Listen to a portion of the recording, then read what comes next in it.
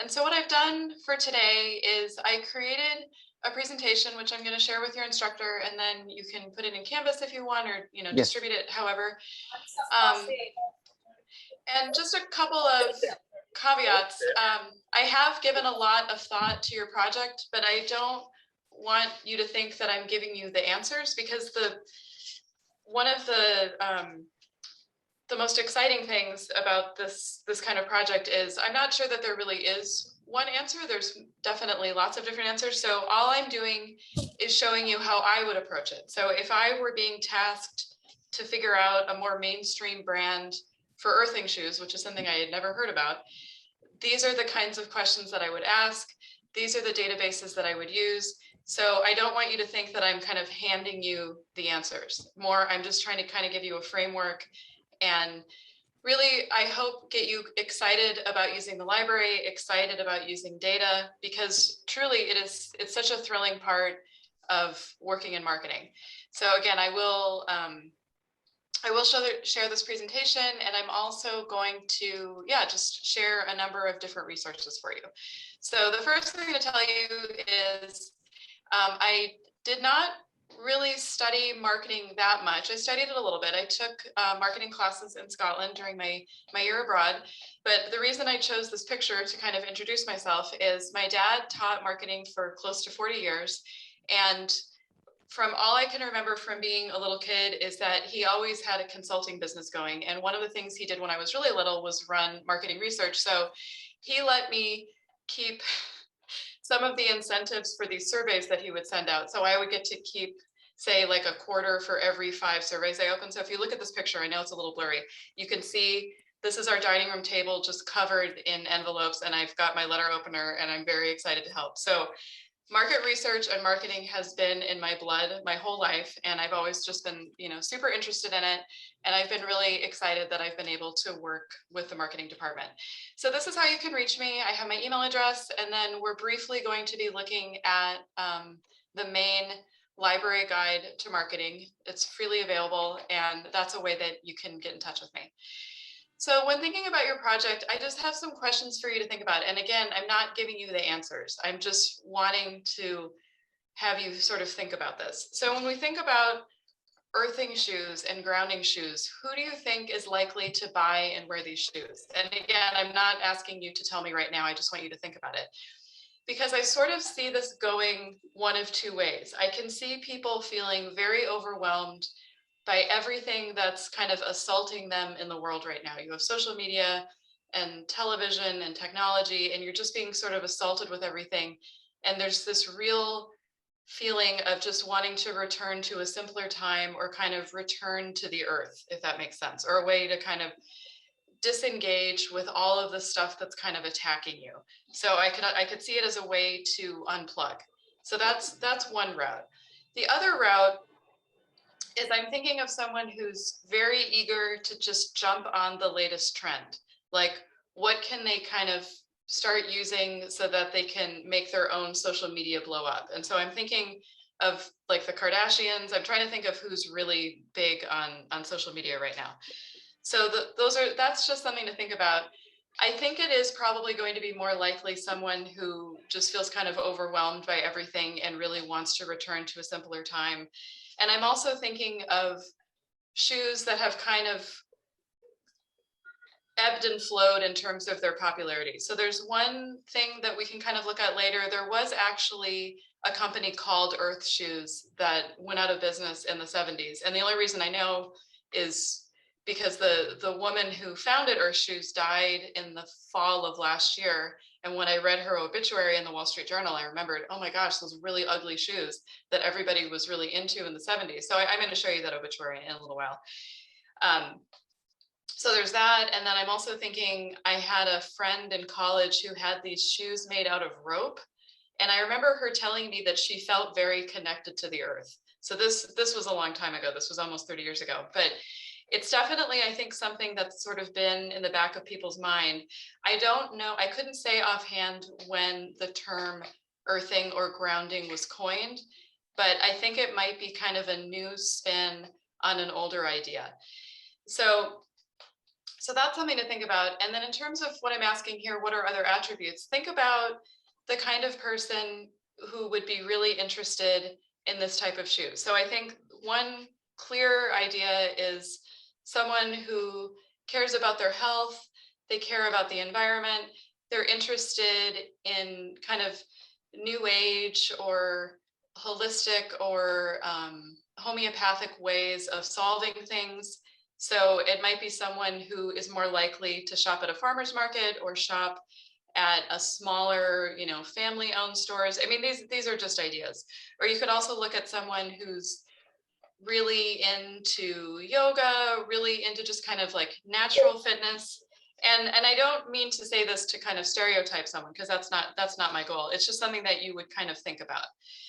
So another thing to think about is are there already mainstream competitors to something like Softstar or Earth Runners? And I'm not really sure. The one company that keeps coming back to me is Birkenstock, because it's such an interesting company, and they're one where they've never worried about their shoes being cool or looking cool, because the focus has always been your health when you're wearing them. I mean, I think I don't recall seeing a marketing campaign in a while, but I remember as a kid, they kind of leaned into how ugly their shoes were, because the whole idea was that they were going to help your spine. And I want to say it was either a doctor or a chiropractor who developed them. So that's something to kind of consider. And what we're going to look at when I show you some of these reports on big footwear companies is, what's interesting is the companies that have done the best, like a Nike or a New Balance, they've kind of turned their focus away from shoes. And it seems to me that for a company like this, or a brand, to really be successful, it's going to need to have kind of move away from that model. So, and I'm thinking, like, to put it into food terms, something that I've always found interesting about In-N-Out is that they don't try to be everything to everyone. Like McDonald's they'll do anything. They've got the McRib, they've got the McFlurry, they'll do anything. They have all these different seasonal things, whereas In-N-Out, it's just burgers and fries and shakes. And I think that's one thing that really attracts customers and attracts loyalty, because they're not trying to cover everything.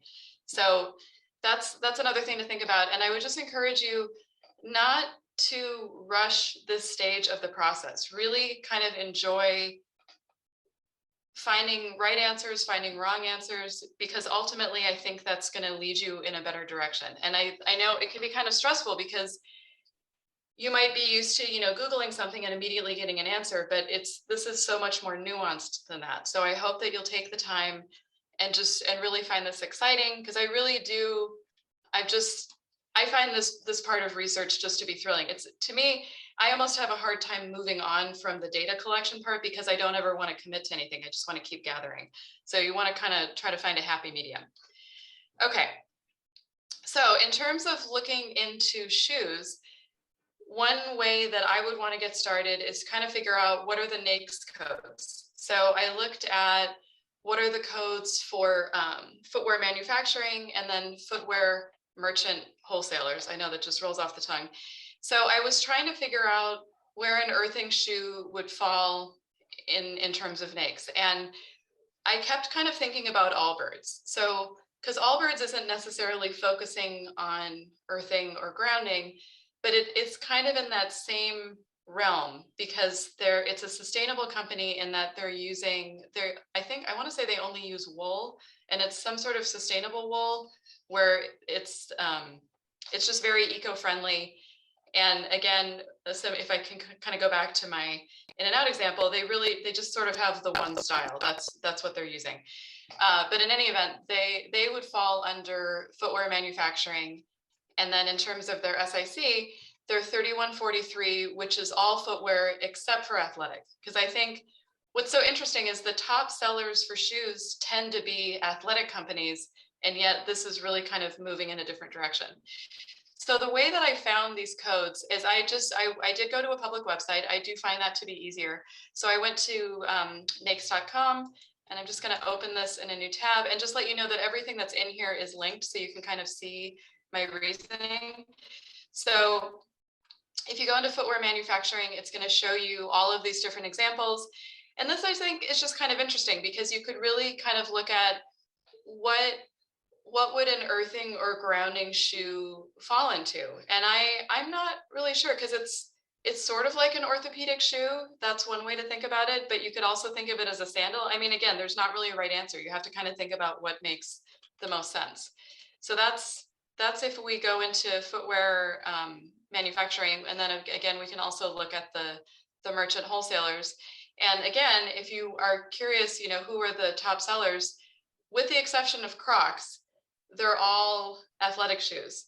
And I know one of the things that I was sort of tasked with considering is what is a possible brand that could kind of take on this project of taking on an earthing or grounding shoe. And, you know, I mentioned Birkenstock. Crocs, I think, is another possibility because they're not concerned about being ugly. And this is not a judgment on people wearing Crocs. I'm just saying, in general, you're wearing it because it's very comfortable and it's supposed to be good for your foot, not because you think it looks amazing like a stiletto or, you know, an Air Jordan or something like that. So I think like Birkenstocks is a good possibility, Crocs. And the other one that I was thinking about is Doc Martens. And I know this must seem like kind of a strange thing, but it's another one where they kind of came from, they were developed by, I want to say, someone who was working in a factory or working somewhere where they didn't want their shoes to be ruined by gas or by oil or by any kind of other materials like that. And if you've worn Doc Martens, you'll know that you really can feel the ground. So those do almost feel like a possibility for an earthing shoe. Okay, so you can either use snakes.com or you can use Mergent Online. So Mergent Online is this, again, it's linked from the library homepage, it's linked from your marketing guide.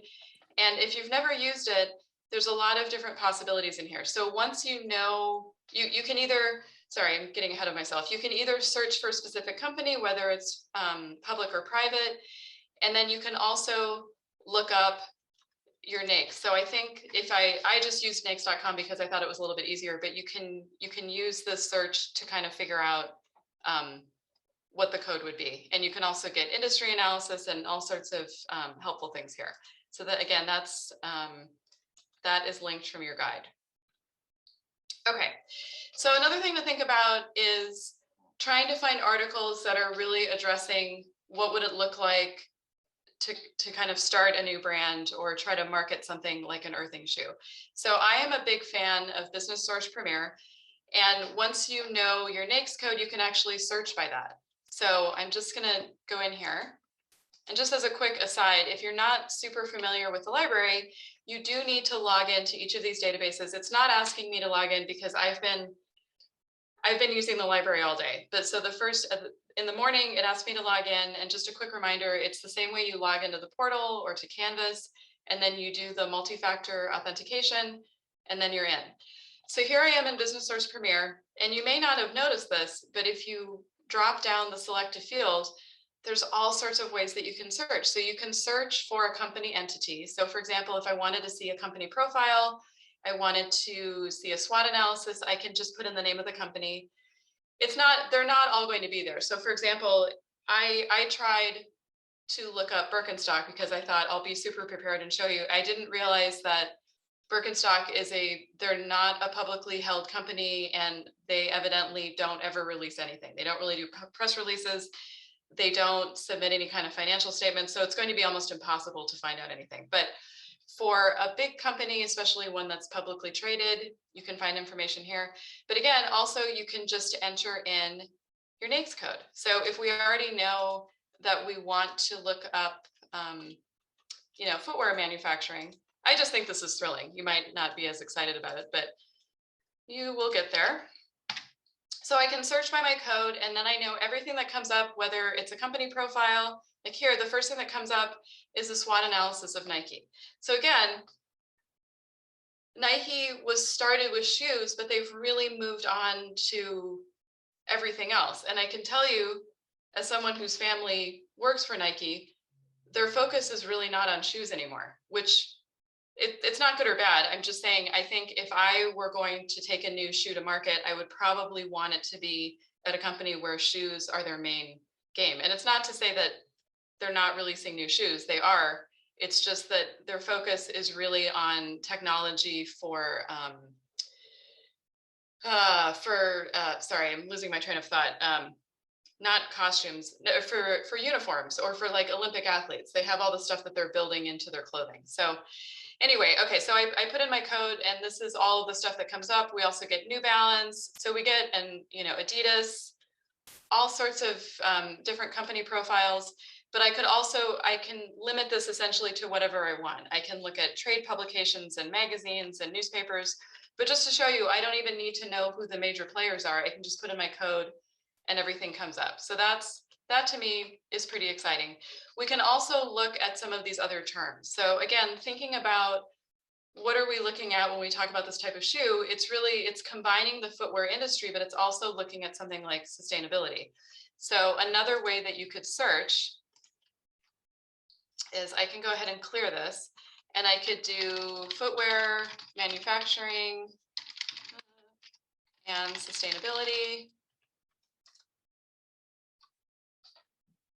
And that will certainly bring us a lot. Yeah, so this only gives us 48 articles, but you can see there's a lot on looking at, why is it important that footwear companies are looking at different types of material?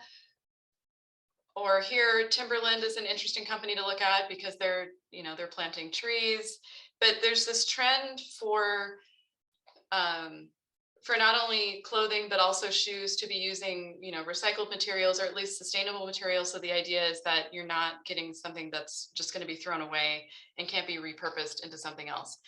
And while we're here, I just wanted to point something out. So a lot of the articles that are coming up are in Footwear News, which I am not personally familiar with, but I assume it's a trade journal for people who work in shoes. So it seems to me that could be super useful.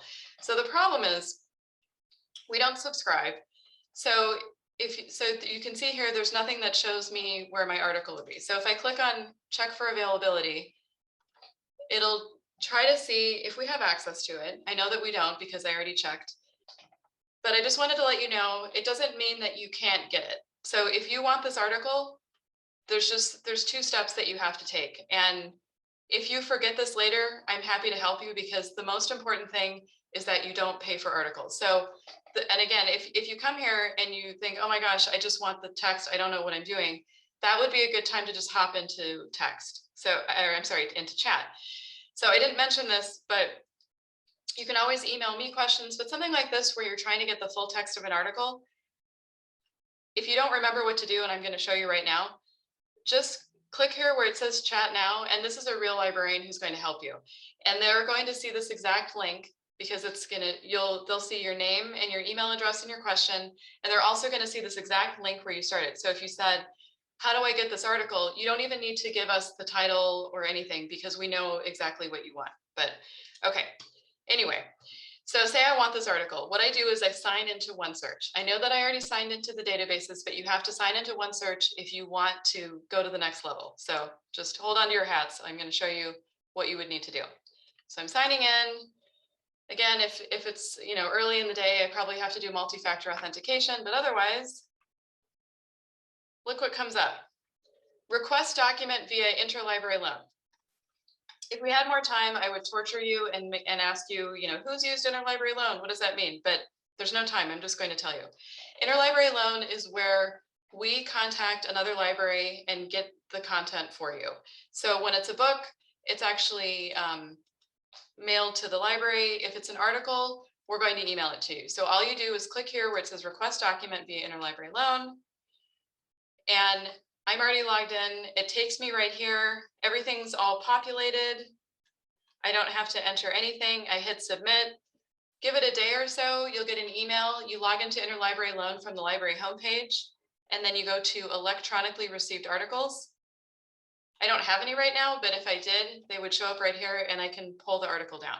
I know that seems like maybe more steps than you're interested in taking. The problem is, if you don't go through the library, some of these publishers can charge you upwards of $100 just to have access to one article. And for something like footwear news is only available in print, because I actually logged into a different library to see like maybe I could kind of use a backdoor to get access to it. It's not available electronically anywhere. So even at huge research libraries. So it's going to be challenging for you to get. So again, if we go back to your slide, it says here, several articles in footwear news, you will need to use ILL. If it gets to the point where you do want to access these articles and you just don't remember all of those steps, either hop on chat or email me and I would be happy to help you. But that's what came up when I did my search. And then I found these other articles. There's one that's about Allbirds. And this particular article, I think, is from Forbes. No, I'm sorry, it's from Fortune. So I thought that that could be kind of interesting and it might give you some ideas. Sorry that it's taking so long to load. And they sort of talk about, you know, what was the impetus, and then they're looking at, you know, why it's important for them that they don't use leather, you know, that they're using something sustainable like wool. So, you know, it might be helpful, it might not. I always think it's interesting to learn how different companies get started, and they're very likely to kind of tell you what went wrong and what went great, and just give you some ideas. So that's one possibility. The other article that I thought looked kind of interesting is from Women's Wear Daily, that's a fashion trade. And they're specifically looking at New Balance and all of their 3 pillars for sustainability.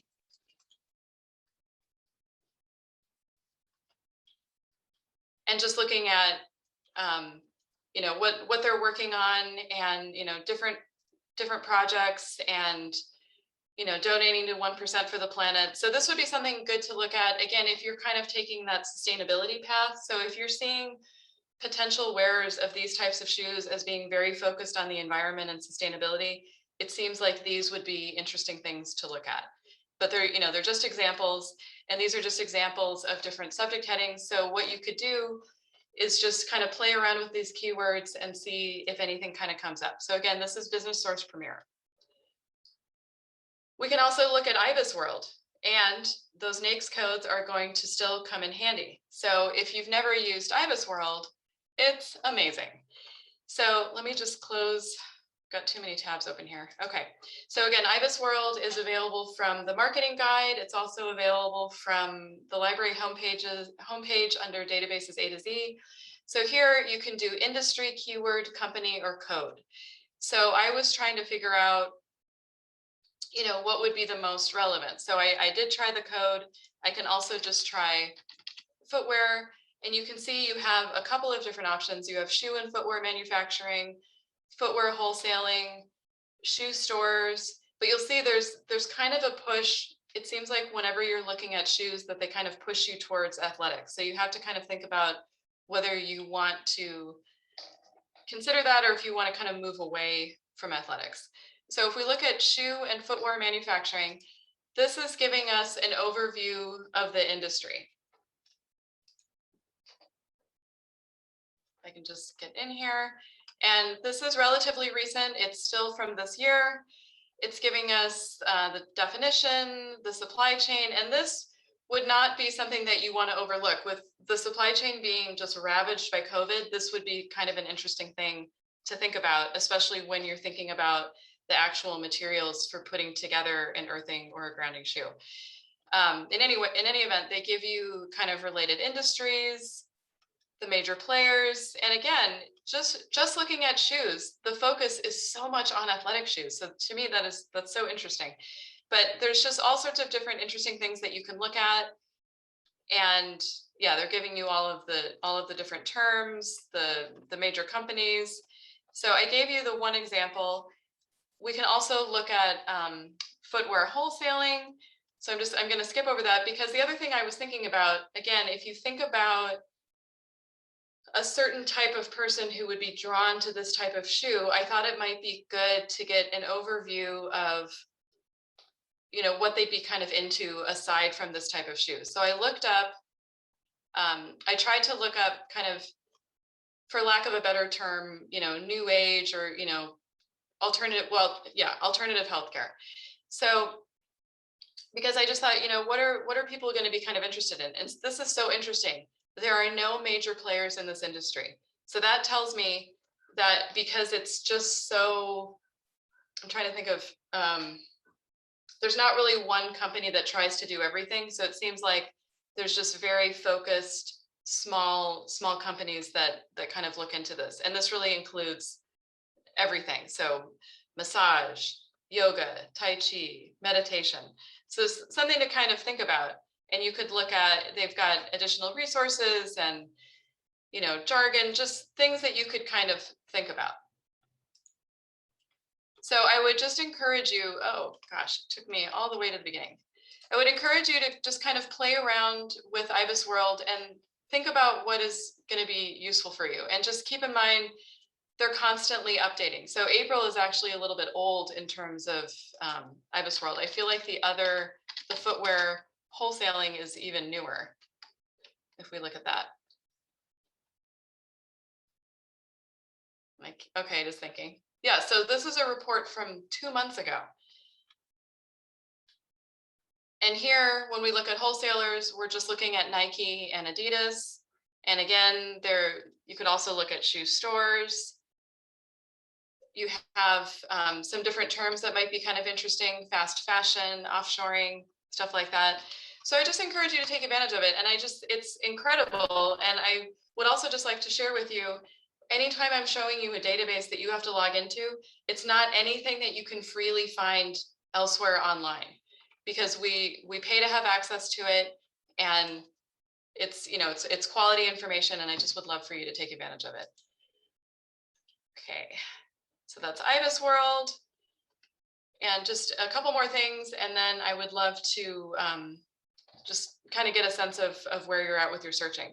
So another resource that you can take advantage of is called Data Planet. So when you're using IBIS World, that's where you get industry reports, and you can get a sense of, like I said, who's leading in certain fields. You can search by the SIC and NAICS codes.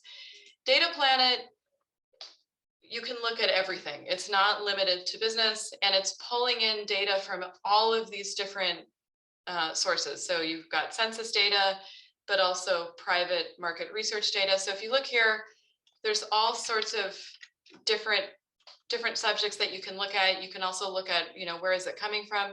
These are just some of the sources where they're pulling in this data. So IRS, NASDAQ, Office, let's see, what do we got here? Office of Management and Budget, S&P, Dow Jones. I mean, there's just United Nations. There's all sorts of different things, and you can search by area, just all sorts of different things. So again, thinking about who might be your kind of your target group, I was wondering if we drill down just to LA, Orange, and Ventura counties, how many people, let's see, if we just look at the left here, and I'm just going to zoom in a little bit here. I ran a report to see how many people, or how many households, I guess, are engaging in these different types of healthy activities that might lead someone to believe that they would be sort of interested in this type of shoe. So I looked at backpacking, Pilates, yoga, hiking, and walking for exercise. So if you go into the sports index that they have, it's actually really cool. And I pulled this ahead of time so that you didn't have to watch me painfully building the report, but it took me less than 5 minutes to put this together. You just sort of check the boxes that you want. And here you can see kind of so you can see that, regardless of county, walking for exercise is going to be the most popular. And this doesn't surprise me. Yoga is like proportionally the most popular in LA. And then hiking is also proportionally the most popular in Los Angeles. But that might be kind of an interesting thing to think about. And then I also looked at how many individuals, again, looking at these same counties, bought shoes, and then specifically looking at casual/leisure shoes, and then looking at sandals. And part of this, again, will depend on how do you define these shoes, because I can kind of see them as different possibilities. So this is just the tip of the iceberg in terms of what you can do in Data Planet. And I will say, it's not the easiest thing to use, but it's also very forgiving. So you can just sort of start searching. I mean, what I did was I went to geography, I think, and then I tried to, look at California, and then I kind of built my reports that way. But you could also just do a keyword search in data sets, like you could do something like, say, on fitness. I mean, there's all sorts of different ways that you can search. And then you can kind of build your reports that way. I like to look at sort of specific areas. So here, you have spending patterns. You can even find things like how many households in a certain zip code have satellite TV. That's the kind of stuff that you can get in Data Planet. And some of this you can find using census data, but I find Data Planet a little bit easier to use than going right into the census. And if you're kind of struggling, because I wouldn't say that I'm maybe the best person to display how to use this, I've put, did I put this link here? No, I did not. Okay, I must have put it someplace else. Oh, I see what I did. Okay. Sorry, I put a link in the previous slide. I put a link to IBIS World tutorials because I find it to be a little bit confusing. And what I can do, and I'm just going to write a note to myself, is I can see if I can find tutorials for Data Planet, because like I said, it's forgiving, but if you feel like you're searching and you're just kind of not finding exactly what you want, it might be worth checking out the tutorials. But again, I would just emphasize, be really creative in your searching and think about who you're trying to, who's your target market, because it's not going to be everyone. Not everyone is going to be interested in a shoe that might not be super attractive, even if it is going to return them to a simpler time and really connect them with the earth. It's just not going to appeal to everyone. So just really think about who am I trying to target, and what are some other things that they might be interested in. So another place that you can search, and I hope that you're getting excited and not overwhelmed, because I know that there's a lot of different options.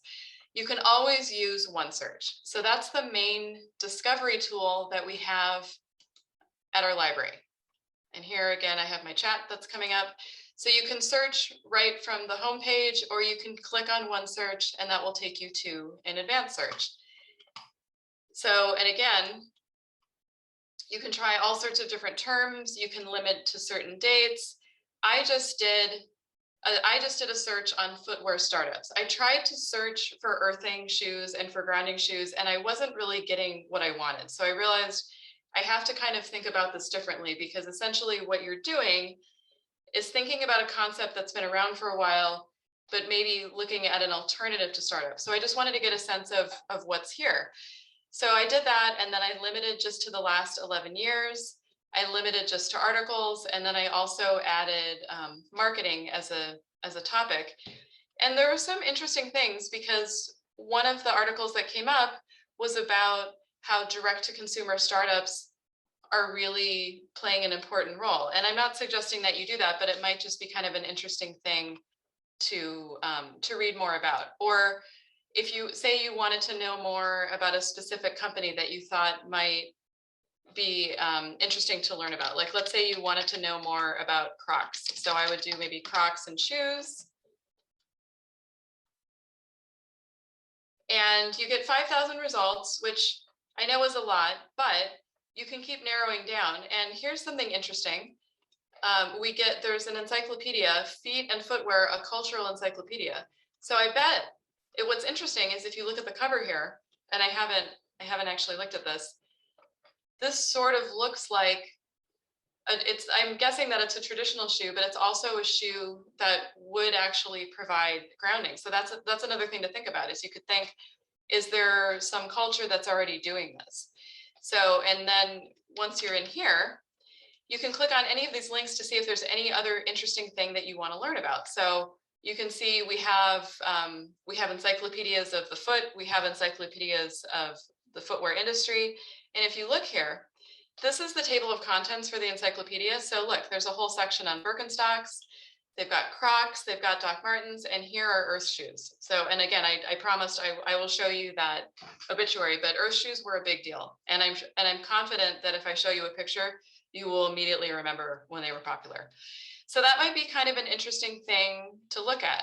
So the only thing is, oh, I was going to say you can't check it out, but you can actually. So if you're able to go to campus and you did want to look at this, and I would encourage you to, you can either just go and grab it, or you can actually sign in and request it and have it held in a locker. But this is something that I think could be super helpful. So I'm just wondering if we have other encyclopedias on the footwear industry.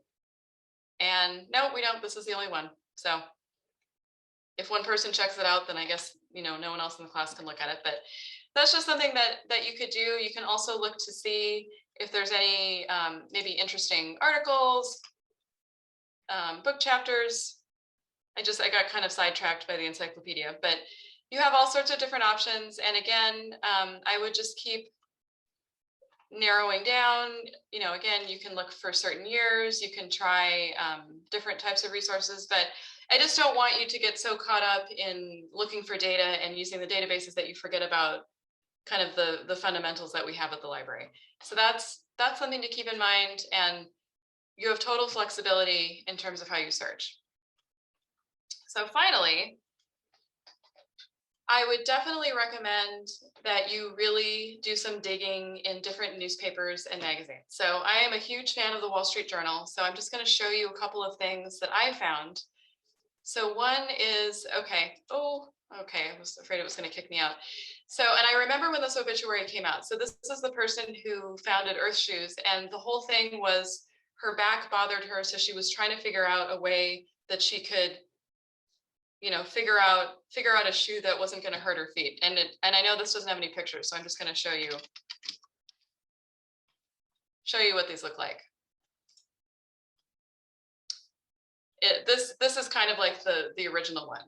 I don't know if that looks at all familiar. I feel like half the people I went to college had this shoe, specifically this one that is kind of like the soft leather. So apparently this design was supposed to help your back, help your circulation. And if you look at it, it really does have kind of a similar design to what people are developing with the grounding and earthing shoes now. So I found this by just doing a search on earth shoes. Of course, it doesn't remember that I was here. And that came up, and I thought that was kind of interesting. I also another thing that I didn't mention before is I was thinking about all of the people who run marathons without shoes. And I know that they're not doing that to, ground per se, but I just thought that might be another thing to kind of look at. Like, what have shoe companies done to try to replicate that barefoot experience? So if I just within the Wall Street Journal, I searched for barefoot shoes, and all of these different articles came up.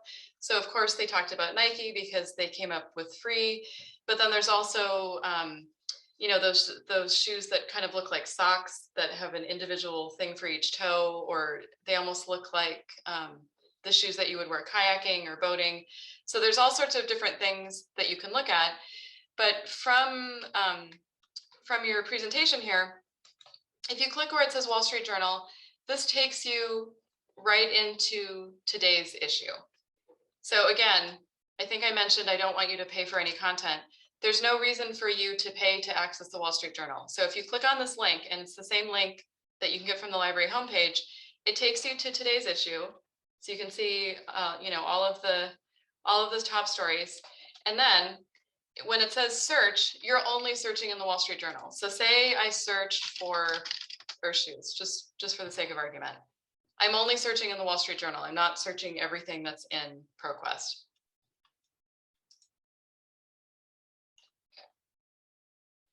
And it gives me 605 results. So again, the first one is the obituary, but then we have other things that come up, like the importance of health, the importance of sustainability, fashion over function.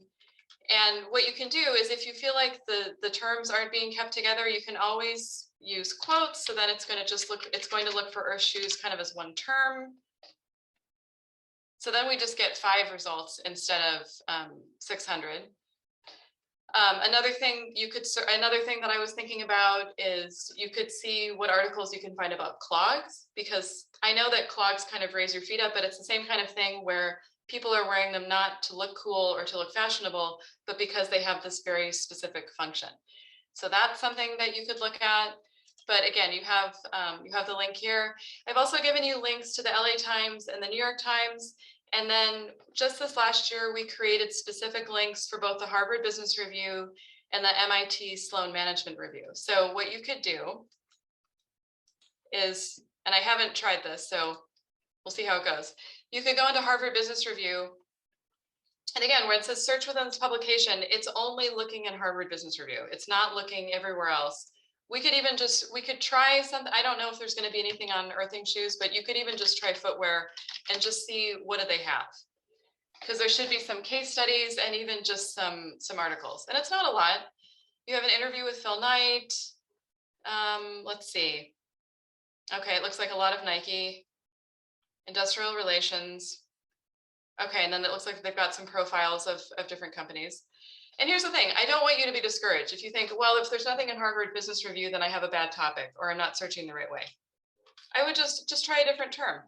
You know, I tried footwear, I can also just try shoes. Or I could do something like fashion and sustainability. I mean, there's a lot of different options. If I just do shoes, I get 61 results instead of just the 13. And here you've got something on Tom shoes, which is another one that I hadn't even thought of, but that's another kind of sustainability focused shoe company. Morality in shoe manufacturing, that could be kind of interesting. So again, the important thing is that you just keep thinking about your topic, keep different keywords. I'm sorry, keep trying different subjects, different sources. Don't give up and don't assume that if you don't get exactly what you want the first time that something is wrong. I've been searching a very long time and I very, very rarely get exactly what I want when I first start searching. I have to keep kind of changing and trying different things. Again, the important thing is that if you're going to access anything, whether it's a data set or an article or a book, that you're not paying for it. If you go astray, or say you're on the New York Times website and you see that there's an article, but you've reached your limit of how many free articles you can read that month, make a note of the author or the name of the article and just plug that into, you can either plug that into OneSearch or you can go directly into our access to New York Times. But I just really don't want you to pay for anything. And again, if there's anything that we don't have access to, like that, what is it, footwear news or a different foot or, you know, shoe trade, use interlibrary loan. And I'm happy to help you with that. And let me just very quickly look at my notes to make sure there wasn't anything that I forgot to talk to you about. I don't think so. So at this point, I'm going to stop sharing my screen and I'm just going to see how you're feeling and if you have any questions. So I know that that's a lot.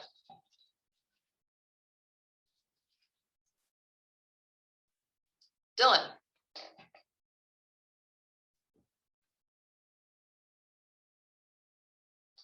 Oh, hi, Lindsay. How are you Hi. today? So I want to say thank you to start things off. I'm really thankful for, you know, all the kind of promoting awareness on library resources that we have access to, and kind of to stimulate kind of our thinking outside the box, because so oftentimes, you know, sometimes kind of Google becomes like the first kind of go-to for search engines. But of course, it leads to a lot of misinformation.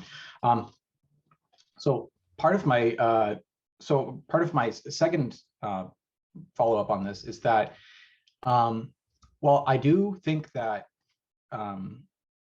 sustainability is really interesting, and I do like it. Environmental science, I think, is, you know, even more interesting, and you know, there's some really good information here. Now, you know, with everything that's kind of happening right now, you know, we're kind of like seeing a bubble kind of, you know, that you know, across the ocean, and you know, things pop, and you know, we wonder what's going to happen next, and like, are we going to see a lot of flower children kind of wearing sandals? But you know, that's not always the case, right? So connecting with this is that I think, you know, an important marketing kind of anecdote is that in Whole Foods, you know, it might have been started by a lot of, you know, kind of 70s kids wearing sandals, long hair, you know, drinking dandelion tea, but now it's like a global corporation that's, you know, Exactly. Yes, owned by Amazon. Precisely. Yes. Exactly. Amazon as well, opened by, computer scientists, rocket scientists, engineers, medical physicians.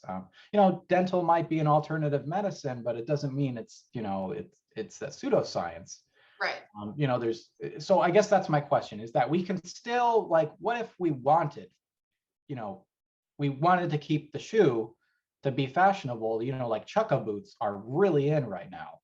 And, okay, well, what if there is still, without giving away kind of the intellectual property, what if we just manufacture chukka boots, if that's kind of what our marketing kind of target is, but we just gave the earthing function. Yeah. Oh no. Well, and I'm glad that you asked that, because that is one big thing that I forgot. So in terms of, when I talked about the potential group kind of going one of two ways, I kept thinking about Whole Foods and Bristol Farms and Sprouts, because I feel like, yeah, they're selling a lifestyle and an image, and I feel like based on there's two aisles that seem to be getting bigger and bigger every time I go to Whole Foods. Like it's what they were calling whole body, but it's basically the clothing and the yoga mats and the vitamins and all those things. And because I sort of feel like, given how hard it is to make money in groceries, I'm pretty confident that they make most of their money in non-consumables, if that makes sense. Because that makes perfect sense. Because I see people kind of circling that area and getting, like the Manuka honey and the things that are pretty expensive. So that's one thing that I kept thinking about when I was trying to figure out how you would research this, is I can totally see this type of shoe being sold at Whole Foods. And it just being like an add-on, like you're waiting, or you're getting your vitamins or getting something else, and think, oh, this is kind of interesting.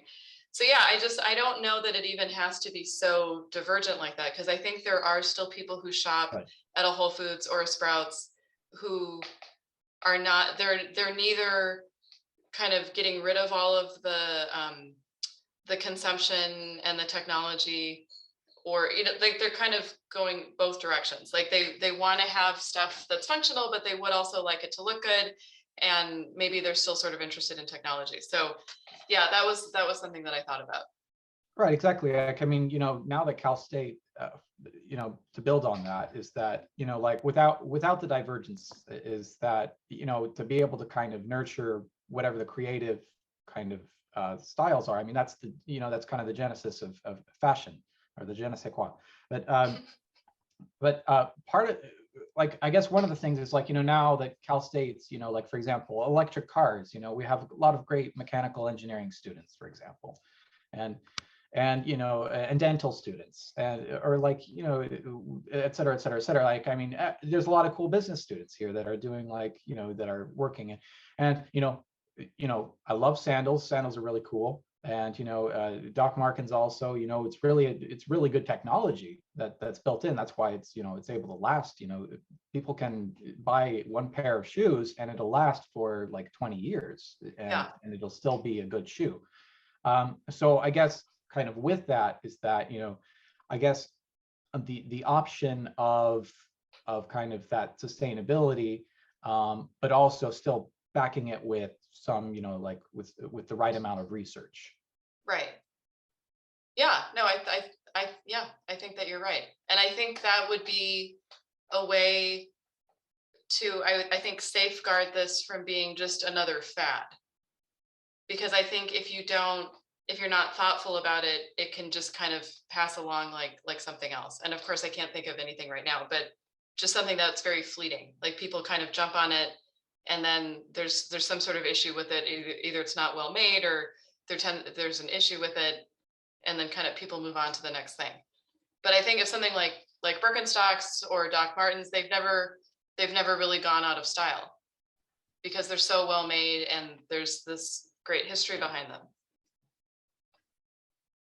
Yeah, I mean, even same with some Nikes from 1987 and everything. Like, I should open up the floor though, because I don't want to take too long. I gotta watch where, to make sure that, you know, promote freedom of speech and everything, so everyone's feeling welcome and included. You know, inclusivity is essential. So like, you know, yeah, but like, you know, some Nike shoes from 1987, those shoes were built really well, and then Yes. like, you know, those are stylish shoes, and you know, nowadays, you know, you can buy it on and like $500 a pair or something, and or like Air Force Ones or something, you know, like Jordans, and even that, like, I don't know, is there a grounding capability for that? That maybe, I don't know, like, you know, that's kind of up for the marketing kind of part of the project. You know, it's an open question. So just kind of observing those kinds of things. Just Yeah, interesting. I think that's good.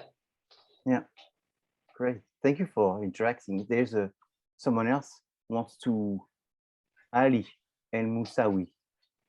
Yeah, thank you for showing us the database. That's actually very helpful. The problem I've actually ran into the research in grounding shoes is the research behind it all seems to be paid by some sort of benefactor to the company. So a lot of the research quoted, if you go down, it would say, okay, these guys had a share in the company. How would I find, or how would I go around like finding evidence that it could also be true? Because all the grounding effects that I've seen, or the articles written that I've seen, all have some sort of involvement in the company. It makes sense. Yes. So it's funded, so it's sort of in their best interest to say there's science behind it. So these are great shoes. It might be challenging, and because it is still so new, I think probably your best bet would be to try to find studies or data that discuss. Okay, sorry, I almost talked in a circle there. I was going to say there's sort of two things that I'm thinking about. One is you could look at how is a shoe determined to be orthopedic? Like, what are the factors that, like with the Earth shoe, like what about it made it healthy for the back? Or like, what about clogs is supposed to help your alignment? And it might be kind of tricky. You probably would have to look at, I'm guessing, PubMed, or, you know, like a health science type database. So that's one thing. And then I would look at, because this is almost, like I said, it's almost like kind of being barefoot. And even just in looking, if I looked up barefoot shoes in the Wall Street Journal, they cited studies that talked about, is it good or not to run barefoot, or to be barefoot, or, you know, just not to wear shoes at all? And I think that would probably be a little bit easier to find. And the other thing is, a lot of people haven't been wearing shoes since the beginning of the pandemic. Like I'm right now, full disclosure, I'm wearing slippers. And most of the time I don't wear shoes at all when I'm on Zoom. And I've seen studies and also anecdotal evidence that it has an effect on your body.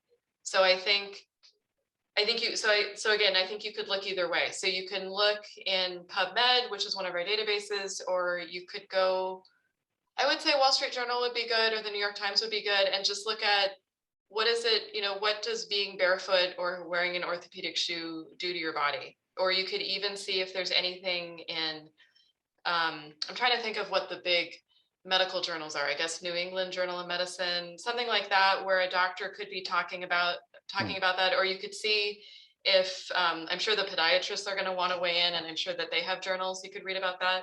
Because I have terrible feet. I don't have arches at all. So there's a lot that I can't do. And so I have orthotics, and I've talked to my podiatrist about, you know, what's the healthiest? Is it best to wear a shoe with an orthotic, or is it better to go barefoot? And he never wants to commit to anything, but usually he says it's going to be hard on your feet to go barefoot. So that's what I would say. I know that was a very long-winded answer. No, that's what I would recommend. That helps a lot. So you're saying take like an outside view and see what other things can relate to the topic. Exactly. Yeah. Think about what it's doing or replicating, and then try to find the science there. Because I agree, you really don't want to look for something that the shoe company sponsored, because then it's just it's like Coke telling you that sugar's not that bad for you.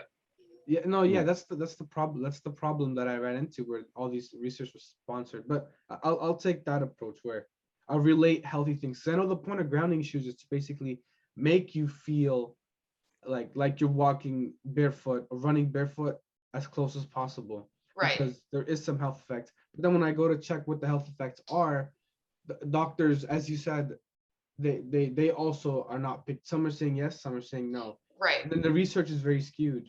Mm-hmm. So you could look at things on reflexology. Oh, that's true. Yeah, that's a good one. I hadn't even thought about that. Acupuncture. Mm-hmm.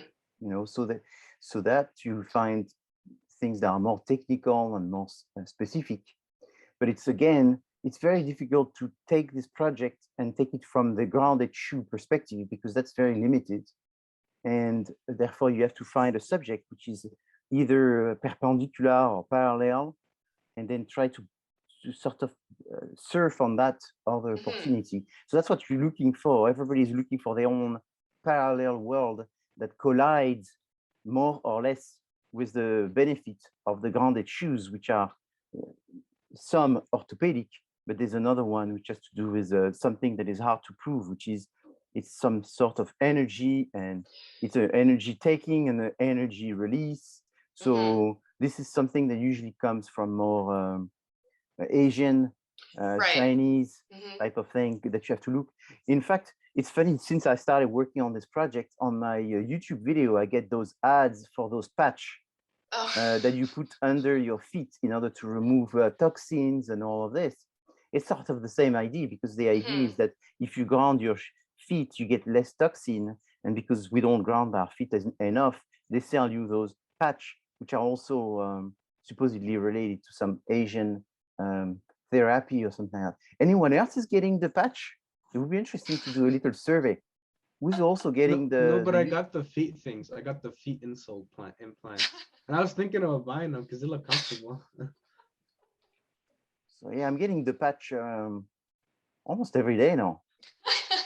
So it's interesting. It's some kind of sticky patch that goes under the plant of your foot, and you go sleep with it, and then you wake up in the morning and you put like a white patch, and then in the morning it's all black like tar, and it's supposed to capture all the toxins that you have in your body by your feet. So I've done no research on it, but I'm just, because of the discussion we're having, I'm like, oh, what is this? And I'd like to learn more about it and see there's probably some kind of relationship between the benefits between these two products, because that's for sure that the medical research credentials behind the benefit of the grounded shoes, I didn't find any. So yeah, it's there's a name for this kind of medicine. It's like it's a medicine that you have to sort of can't explain, because it's not looking at one thing, it's looking at many different things, and therefore it cannot be explained because it's too complicated. I forgot the name for it. But anyway, thank you very much, Lindsay, for coming today. And what's interesting is, I think it's also, not only you gave us a big favor by showing us the road to the different databases, but you went beyond that, maybe because of your interest in marketing. You actually very much took the position of the students by actually trying to solve some problems. So they can see that it's solving the problem is going to come from being curious and creative, and it's sort of solving like a puzzle. There's one piece of the jigsaw that we are not looking at, but it's somewhere there, and it's once you find this and then you put it there, you'll see that it creates a mechanism that has some common sense. So common sense is so important. You said many things at the beginning. You said, oh, I use my common sense to find the keywords. So it's a keyword search, and it's very iterative. And oftentimes the students feel like, because they are becoming too iterative, which is that they keep doing the same thing, and then they keep doing things that they thought that they didn't have to do again, and they have to do it again, go back and forth like that. It frustrates them because they don't realize that this is the normal process. Yeah, absolutely. And I can't stress that enough. Unless I'm looking for, say, a specific book or an article that I already kind of know, the name or the author, I never find something the first time. And I would be disappointed if I did. That I would feel like, I don't know that this is even worth researching. Whereas if it's really challenging, it's going to be so satisfying when you finally figure it out, and then you can build this framework. That's what I mean. I hope that you find it exciting, and I know that it can be frustrating, but it's so exciting and there's so many resources, and just imagine you are going to feel so great when you figure it out. Yeah, so the university asked me to be a guest speaker for one of the seminars that they had on sustainability. So that was last Friday. Okay. So last Friday I talked about sustainability, but they know that my specialty is luxury marketing. So they asked me to talk about sustainability and luxury, see if there is some component of sustainability in luxury. And so then I looked for cross subjects, because there was actually not much written on luxury and sustainability, and I found that there was one that was really a cross member, which was fashion. So then I looked at sustainability and fashion, and in fashion there's a lot of luxury brands, and so I saw what the luxury brands are doing to be sustainable within there. So then I found all kinds of different things that were interested, and that's what I presented. But I have to they don't know that. They told me I did a fantastic job. That was Friday. But the reality is I was still wondering what I was going to talk about the day before that, because it was like, wow, there's really nothing, until I found this concept of fashion. Then I had a lot to say, because it was very connected. So, well, because you can look at fast fashion, and you can, I mean, what's really sad is that it is so much more expensive to do fashion sustainably.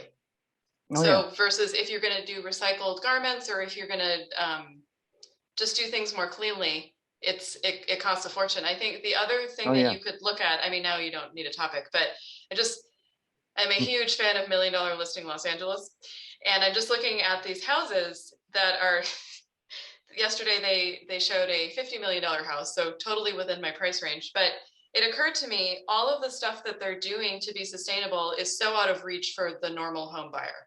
Like, you can't do reclaimed wood. You can't do things that are sustainable, because it's so much cheaper to get stuff that's essentially disposable, or that's going to off-gas something bad. You know what I mean? So but I think fashion is definitely the biggest, and then building would probably be after that.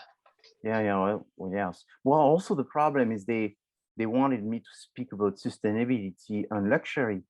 And I know it's a very politically correct subject, but the reality is the essence of luxury is excess. Yes. So you're cultivating excess. And so I was trying to explain that it goes against what you're trying to do, is you're trying to generate excess for people to experience excess.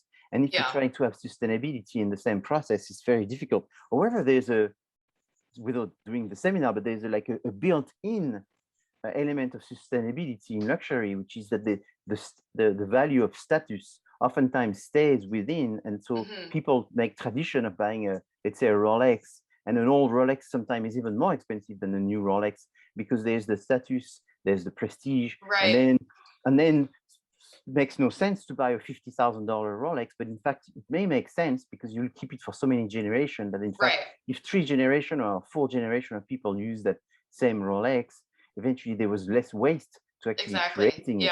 So it's funny how in some way it's also the definition of sustainability that has to be explained, because people have this definition that is very greenwashing, I call it anyway. So that's what I do, and that's what I teach to the students, and I would just wanted to thank you, because we could really see that you went through the same process as if you were a student. Absolutely. And that was a lot of work and effort that you did, and it's wonderful. We appreciate it. Oh, thank you so much. And I'll send you the slides. And is there anything else that you need from me? I guess the slide, and that's it.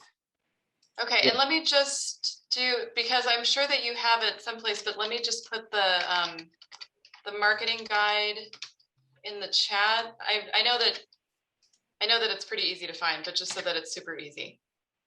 And then I'll email you just so that people are able to get to the databases and stuff like that. But I'll send you the slides. Okay, perfect.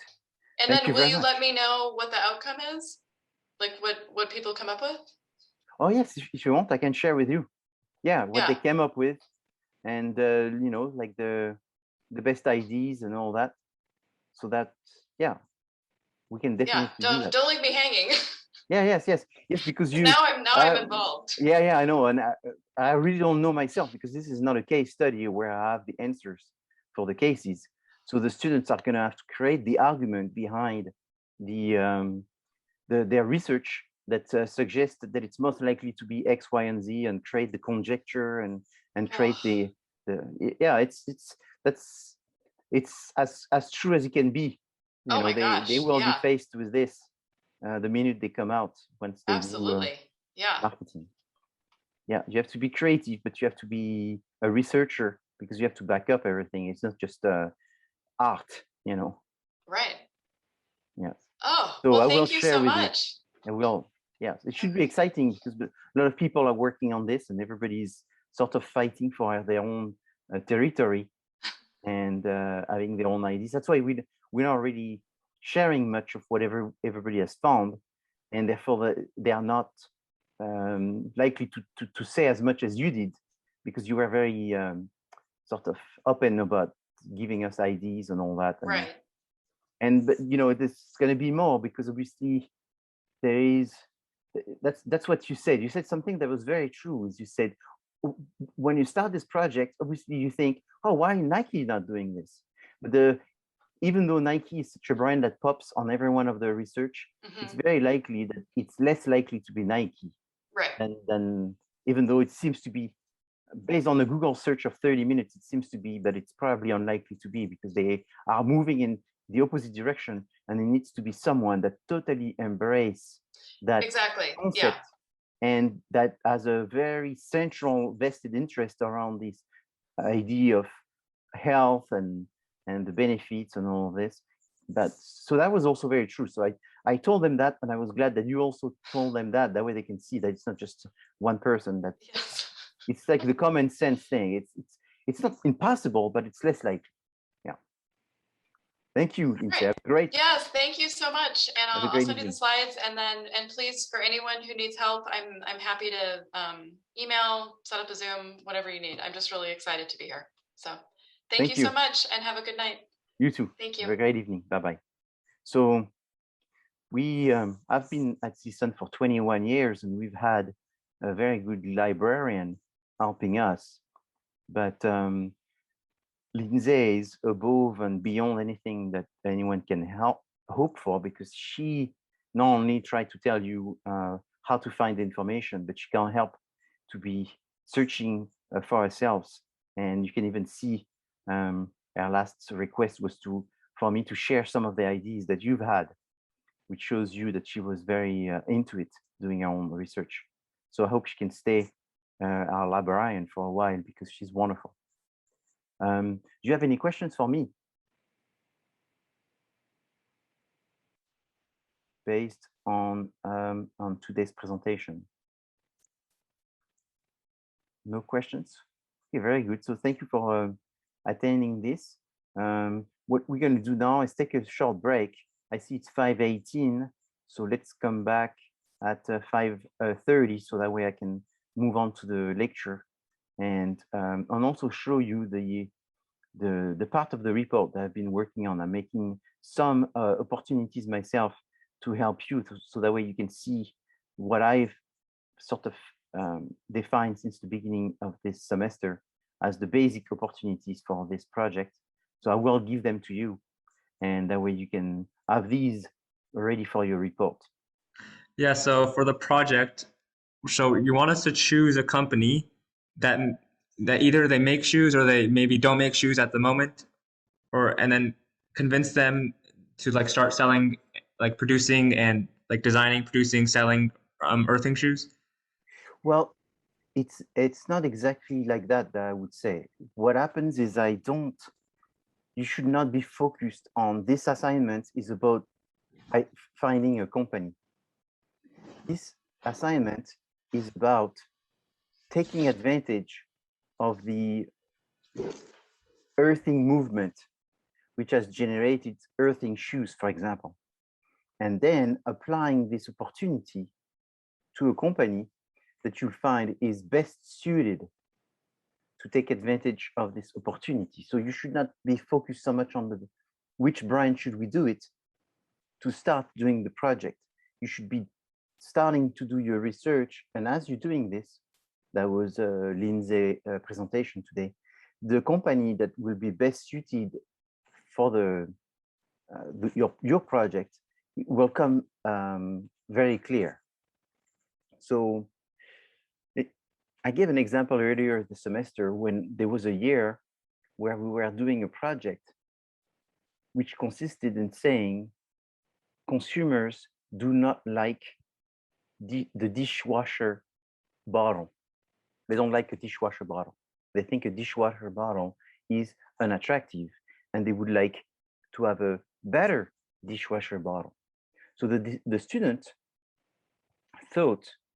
made a mistake to think that this project was about designing a dishwasher bottle, when in fact, it was about identifying what is it exactly that the people didn't like about the washing bottle, and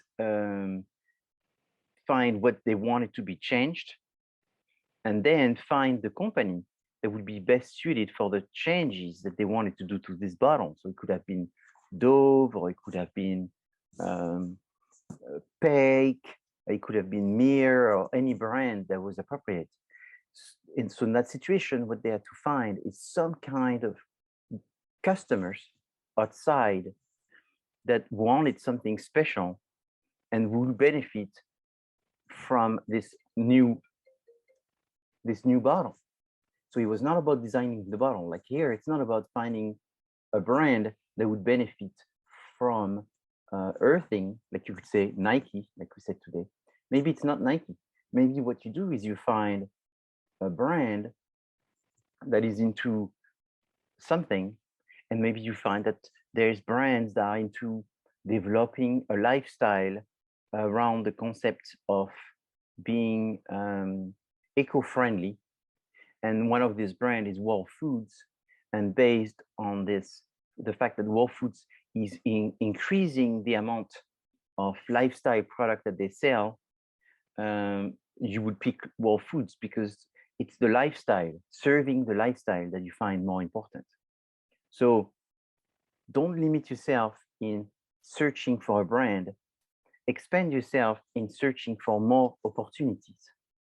So having said this, let me share the template that I'm working on. If you go in Canvas, you have several samples on Canvas that will allow you to write your paper. But I'm working on the fifth or sixth example right now, which is different in the sense that I'm not giving you an example like Nutella or a crystal or solar panel or whatever. This one is mostly words. So I'm actually going to give you what I think are the broader, the more generic opportunities, because that's what you should be working on, is identifying the opportunities. So the first four is the first one is growing interest for natural medicine. So that's a bolded title. The market of natural medicine good has more than doubled from 142 billion to 313 billion in the past 10 years, which equals to a compound annual growth rate of 4%, according to Forbes from a date, 2021. Then the next one is also looking at a macro situation, which opportunities are changes in the environment that are changing, that you can take advantage of to generate growth for your company. So the COVID pandemic has increased people's concern with health. In the last 2 years, ranking for health as a top priority in people's life has moved from the 6th position to the 1st position, according to this source from that date. In addition, health expenses overall have all increased by 32% from 2019 to 2020, according to that source on that date. Then the next opportunity is the growing earthing movement. According to this source, the earthing movement was essentially started in that year, has significantly increased from year to year because of this and because of that. You need to find out what is this change that generated that movement. This movement has increased sales of products from X percentage plus X percentage from year to year, according to that source.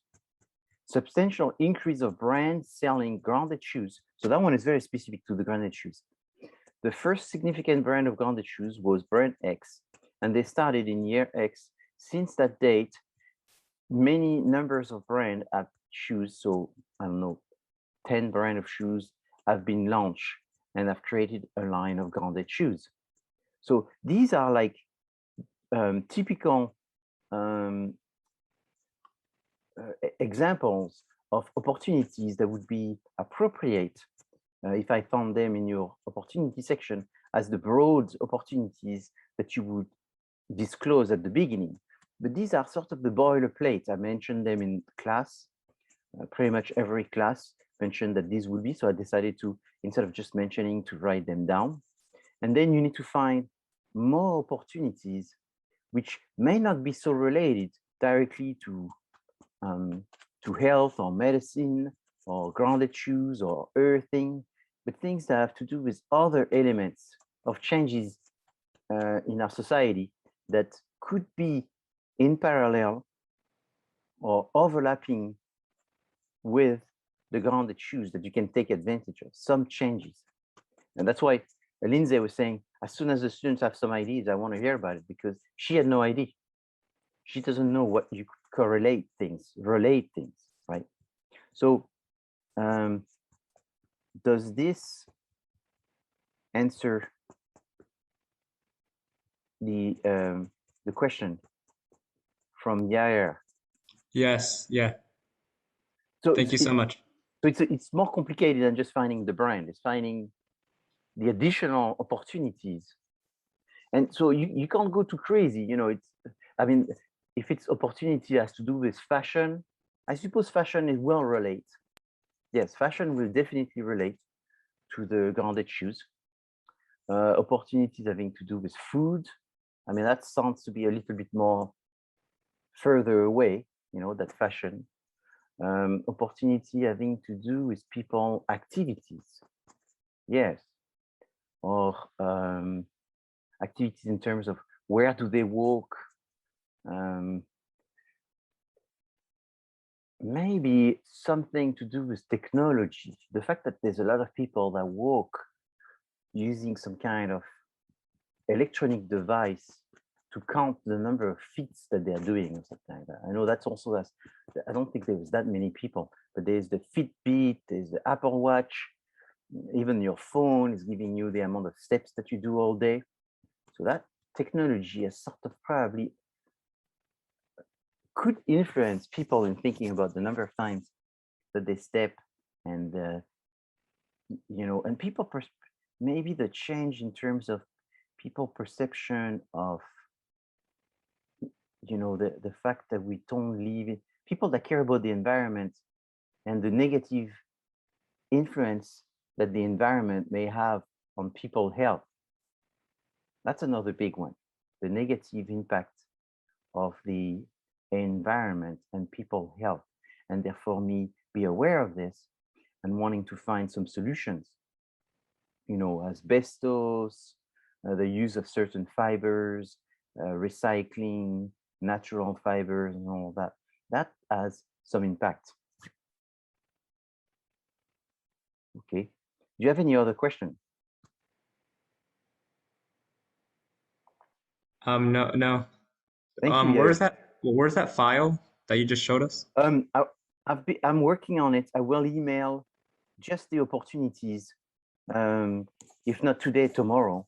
So that way you can see these top opportunities. And I'm going to keep working on that template because I want everyone to be very clear what needs to be done. So I want to make one template that I can call the grounded shoes template. And essentially that way students don't have to wonder how many line needs to be and what's the format, because all the samples I gave you, they do look alike with one another, but they're not exactly the same. And so oftentimes students are looking for something that they say, I want something that is very clear. How many strategies should I have and how many pros and cons should I have for the strategies? So I'm going to make it there. Let me go back to this document just to point at something which might be a little early, but because most of you are working on the SWOT right now. The one thing important is what follows from this is the discussion on the potential strategies. So the potential strategies are only strategies.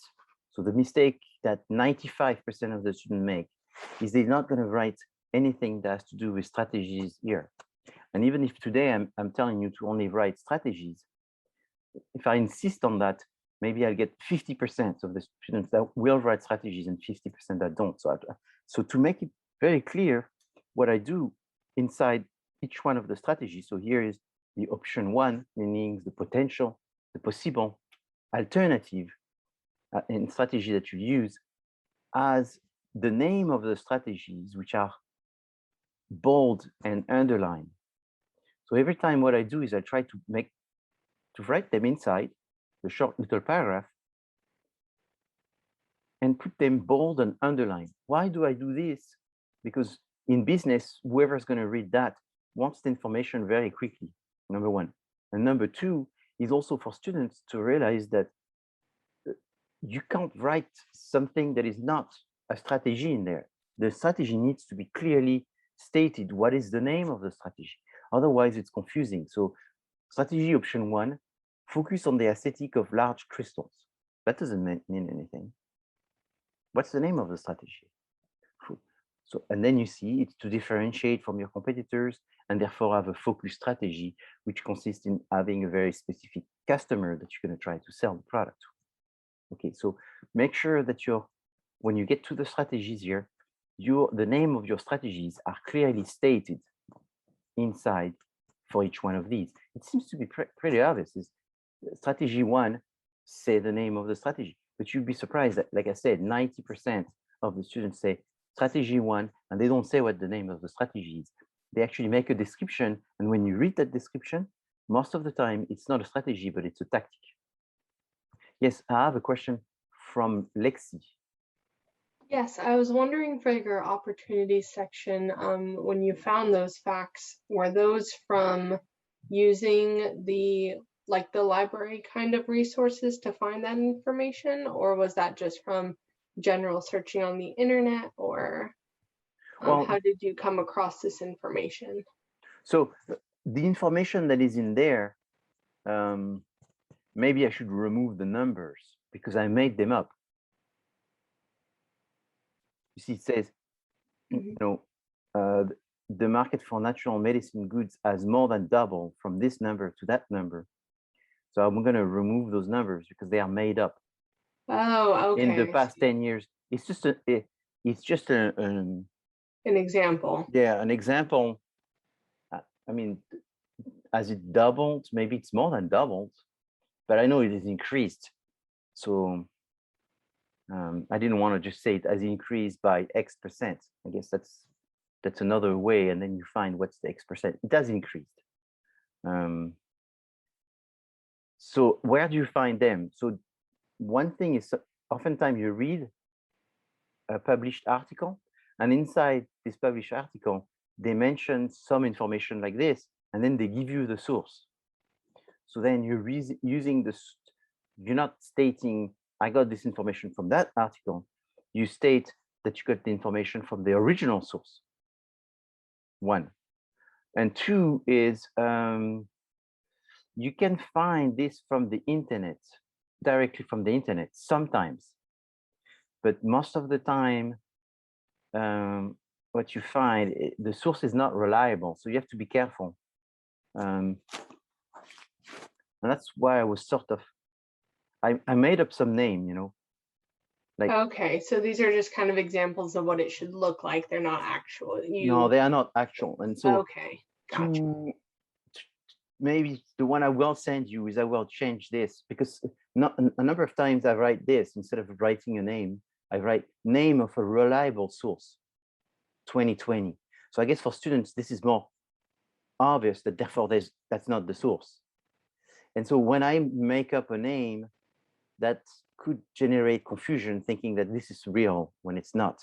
So I'm going to try to remove all names that I made up and instead replace them by things that don't, like this one, name a reliable source, so that way you don't get to misinterpret this as being real.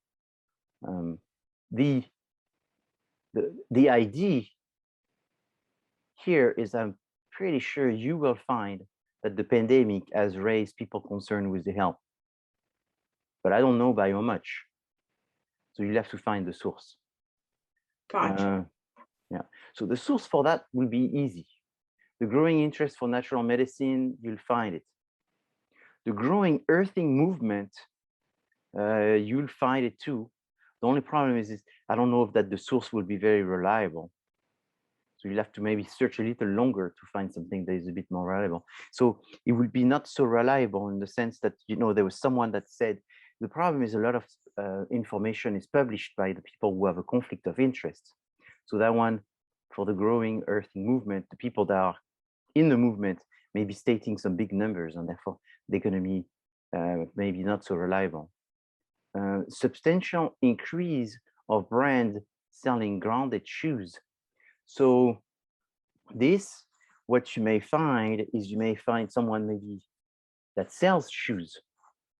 You know, this for the most part can be secondary data, but sometimes, and that's one thing that Lindsay Brown didn't talk about, because that's not her role to talk about this. She only talked about secondary data, existing data.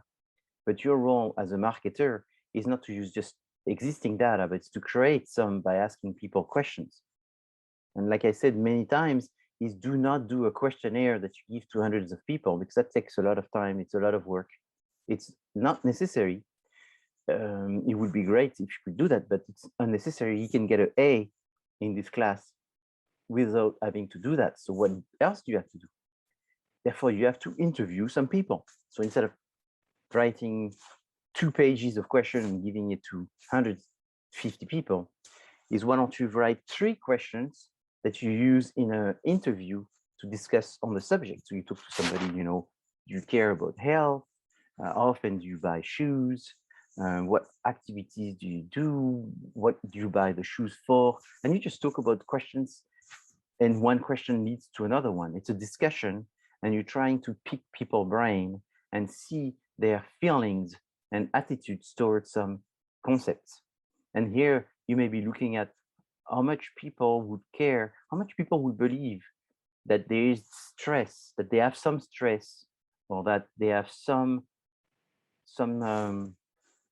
sort of weaknesses, physical weaknesses, due to their feet being not being grounded, being sort of insulated.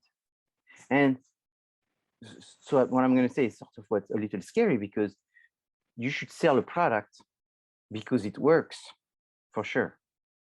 But in the case of these shoes, it's hard to know that if it really works and how much really it works.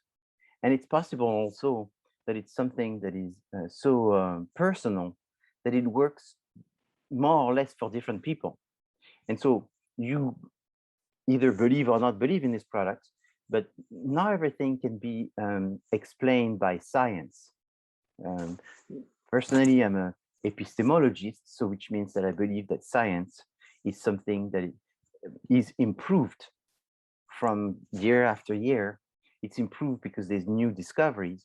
It's improved because there's new technology that allows for the explanation of something that we couldn't explain before. And sometimes that can allow for more explanation, and therefore we make further discovery. So I think science is like this, and I think science is not something that is fixed, that's something that evolves. There may be even situations where there's a science that sort of proves something and everybody believes in it, and eventually later we find that this was not true, and it's even possible it was the opposite. So science to me evolves, and therefore knowing if this grounded shoes thing works or doesn't work, it may not be so relevant. What's also relevant is if people think that this works, because in medicine there is so that's what we're looking at. What are the research in medicine can help you? In medicine, there's a lot of research that shows that people, if they're sick, they do better if they have the motivation, if they have the feeling that they are on the path to recovery. So it is possible that there's a placebo effect even in these shoes, in the sense that, do they work? Well, at least they make me feel good. And because they make me feel good, I feel better. So even that's is at least a benefit that can be recognized. Obviously, it's not as selling, as saying that the shoe does X, Y, and Z, and it's demonstrated by some research from the Harvard University or something like that. That would be more compelling. But just the fact that it makes people feel good is important. So you can have an interview and see who and what would make them feel good about these shoes, what they would want the shoes to be. You could even say, you know what, I'm pretty good at drawing and I'm going to draw some shoes, or I'm going to do some copy and paste and use Photoshop to design some shoes and do some discussions showing those images and put these images in the appendix, appendix 5, potential prototype of shoes based on different colors or different sizes or different whatever. And then you test this through your research. And then what you find from this research, what you interpret, they become opportunities. If people say, just as an example, the best color of grounded shoes would be blue because that's the color of the sky, color of the earth, and the blue would be perfect and all that. And then you find a brand that is called Blue Earth, and Blue Earth sells things that has to do with the environment, but they don't have these shoes. That becomes sort of this missing piece of the puzzle that allows you to make a story saying that brand should have that shoe because they have the same color that people would want to see the shoe, and they have the same purpose, which is to get people to feel better about being healthier on earth and doing things that makes them feel better or whatever. So that's what you're trying to do, find a match. Yes, Mehdi, go ahead. I think Mehdi has his hand up, so I'm just Sorry, my bad. I accidentally raised it. Sorry. Oh, no problem. No problem. Okay, so any other questions? All right, so the next thing I want to talk about, let's see, is the fact that you are doing very well with backpack. Interestingly, there's a little decrease of participation, so I just wanted to bring it up. However, there's an increase in the quality of the questions and the quality of the comments. So the decrease is very small of participation, it's like 5%, but there's like a 20% increase of the quality of the questions. So there was one that caught my eye. In what ways is fast fashion having a negative influence on small businesses on designer clothing? This was from Esmeralda Erazo Lopez. That was a very interesting question. What's interesting about this thing about fashion and fast fashion and all this is I wrote a paper maybe 10 years ago on fast fashion. And I remember when you were putting in Google fast fashion, you couldn't even fill one page of Google in terms of the connections that were talking about this subject 10 years ago. And now you put fast fashion and you get a lot of people that became expert in the field. And so things, trends, even in writing and in subjects, change very fast because the information goes around much faster. So someone responded that fast fashion has now become the go-to shopping market for many people. Many small businesses and designer clothing have had a negative impact. Who does not trend clothing for a cheaper price, especially since clothes go out of fashion very quickly. Shine has now become one of the most popular websites where you can obtain cheap and fashionable clothing. Many influencers have helped this type of fast fashion grow by promoting these brands. So this was Arely Stefania Sanchez that was talking about this. So interesting subject that you're bringing. I mean, there's too many good comments and questions that I had to choose. There was many that I could have brought today, but I wanted to congratulate you for having improved the quality of your questions and answers this past week. So keep using Backpack. Let's see if we can raise the number of people participating back again and keep the curiosity and quality of your questions and comments. So I was talking about the fact that I'm an epistemologist in the sense that I believe in knowledge, and I believe in the knowledge being something that keeps changing, where what we know today is less than we will know in the future, because it's incremental.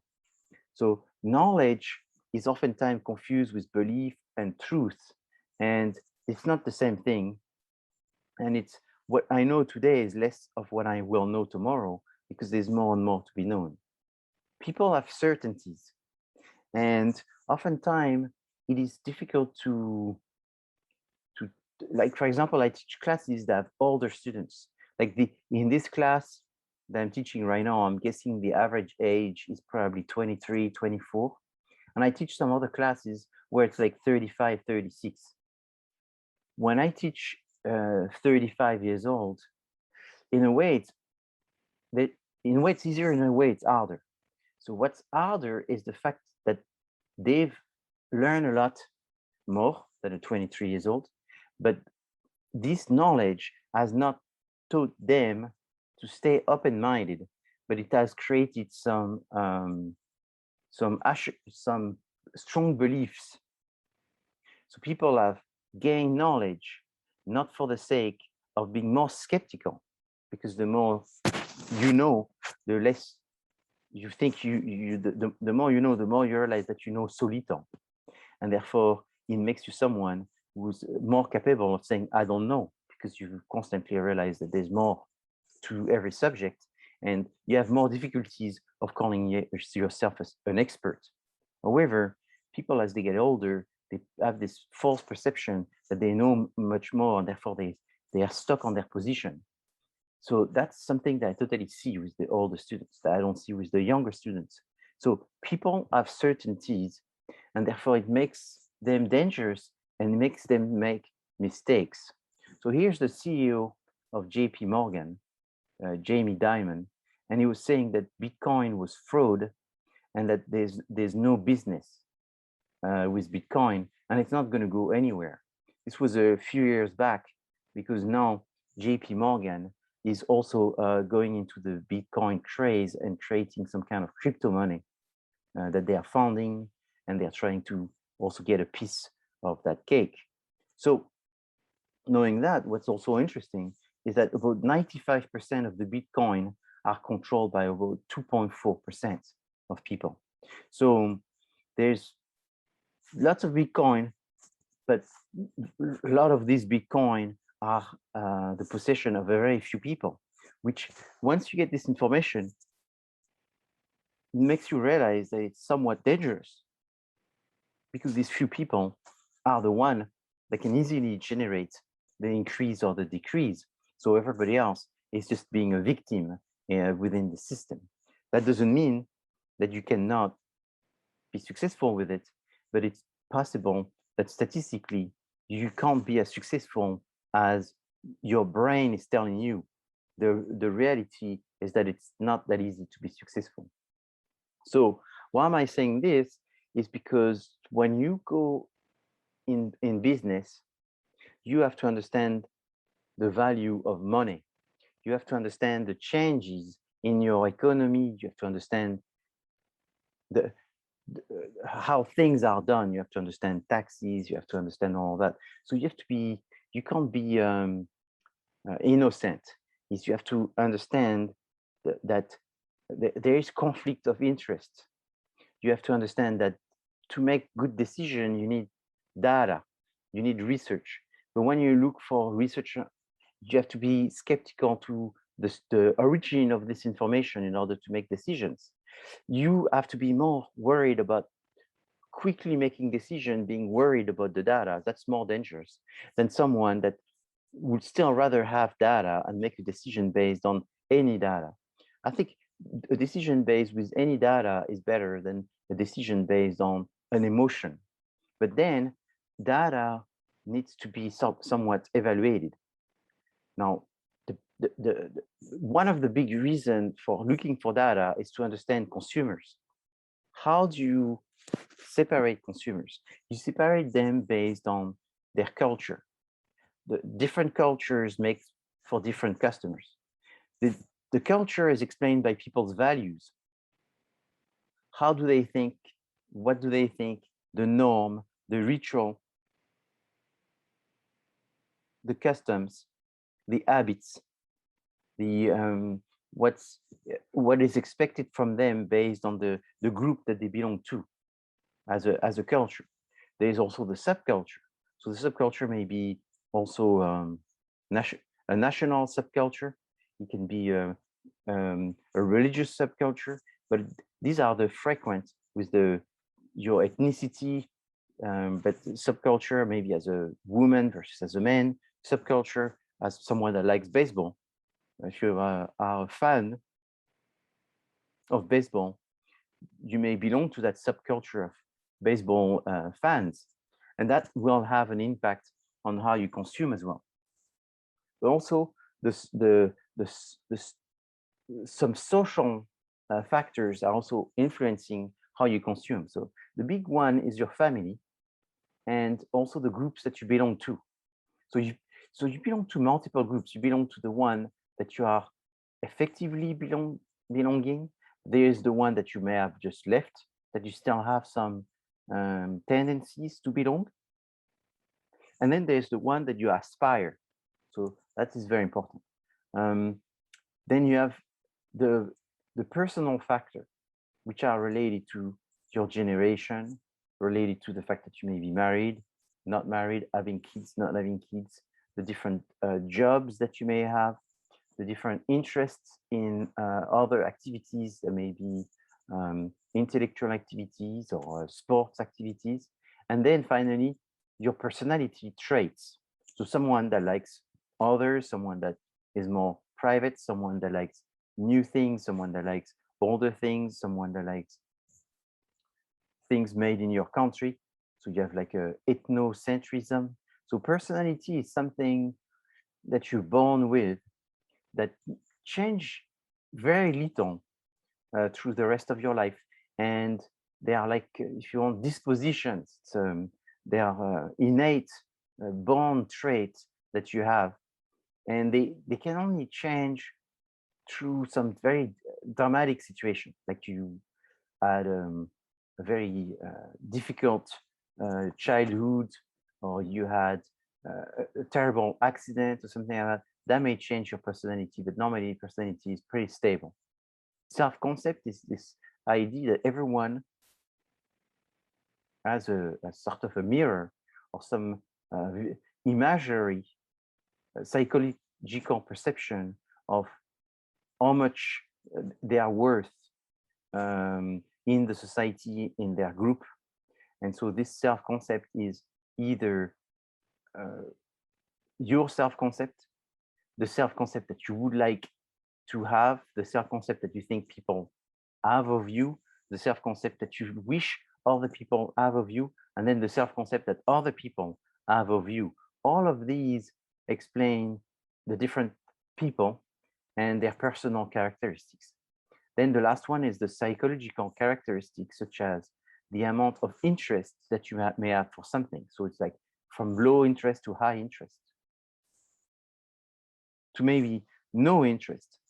The perception that you have looking at things, such as how much you perceive that this is important for you.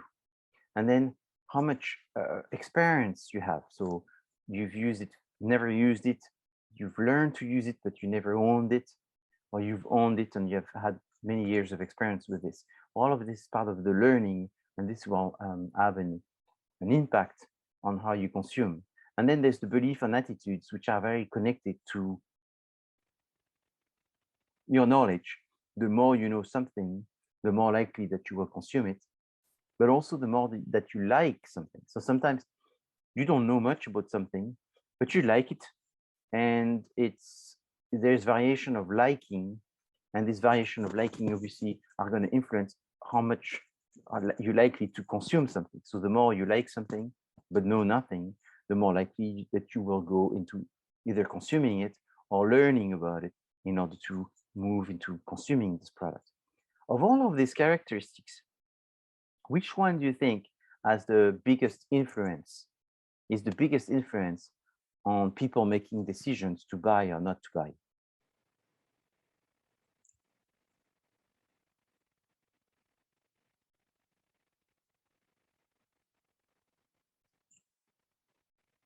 I'd say it's primarily psychological. I mean, from my humble point of view on this is, you know, if we have a good memory with a certain product, then we're more likely to buy from it. Though simultaneously, I think with a lot of, you know, like, I mean, to believe in something kind of from a product standpoint, like a shoe, you know, that's why oftentimes I think it was informative how I think it was Lindsay was talking about that, you know, now that certain shoe companies are moving away from shoes themselves, but more as what surrounds that. Like, for example, when we watch these commercials or when we access this market, it's like, wow, they're helping out provide clean water to vulnerable communities, you know, empowering youth, being able to connect kind of. So I think it's closer to the buyer. It's closer to the buyer on the triangle. And it's kind of almost an amalgamation of cultural, social, personal combined, perhaps. So, yeah, so normally people, if asked this question, they would say, you know, psychological, personal. And psychological is oftentimes the one that comes first. Second will be personal. What's interesting is how much people believe that choices that we make are personal, in the sense of my personality is represented by what I eat, what I drink, what I buy, where I live, and all of this. And it's kind of sad to realize that the personality, even though it's an element that contributes to people making decisions, it's very small. Most of what we decide to do is actually being sort of pre-decided. We're very much, like you mentioned, like a social, cultural creature. And so our environment is indirectly, or sometimes much more directly, dictating what we consume. Sometimes we have no choices, but most of the time we do, but we do have choices, but we still take the choice that has been sort of I mean, it's curated in a way. Yes, it's, you know, so it's, imagine I used to travel a lot, and I don't as much since the COVID, but I've been to many countries. I normally every summer I go to Africa, and that's one of the things that I like, is to see that I could be so wrong in my decisions just because of my culture. So my culture is the one I have, and therefore, you know, one thing I've noticed too is because I have kids and they grew up in America. Is take you just an example. One of the gourmet food in France is snails. Oh, escargot. Escargot. And so that's, if you're in France, you just eat snails. I never questioned that snails were gross. I never thought they were gross. I always thought they were a delicacy. And it's like, if they're snails, it's like, great, you know. And then I lived in a dozen of countries. And then I got kids outside of France. And then with them, I brought them to France. And I wanted to educate them with my culture and to make them happy. So let's go have some snails. And they were like, this is horrible. I mean, it's torture. And I went like, why would eating snails be torture? I don't understand. And that's when I suddenly discovered that this was my culture, and I never questioned it. I thought it was just normal to eat snails.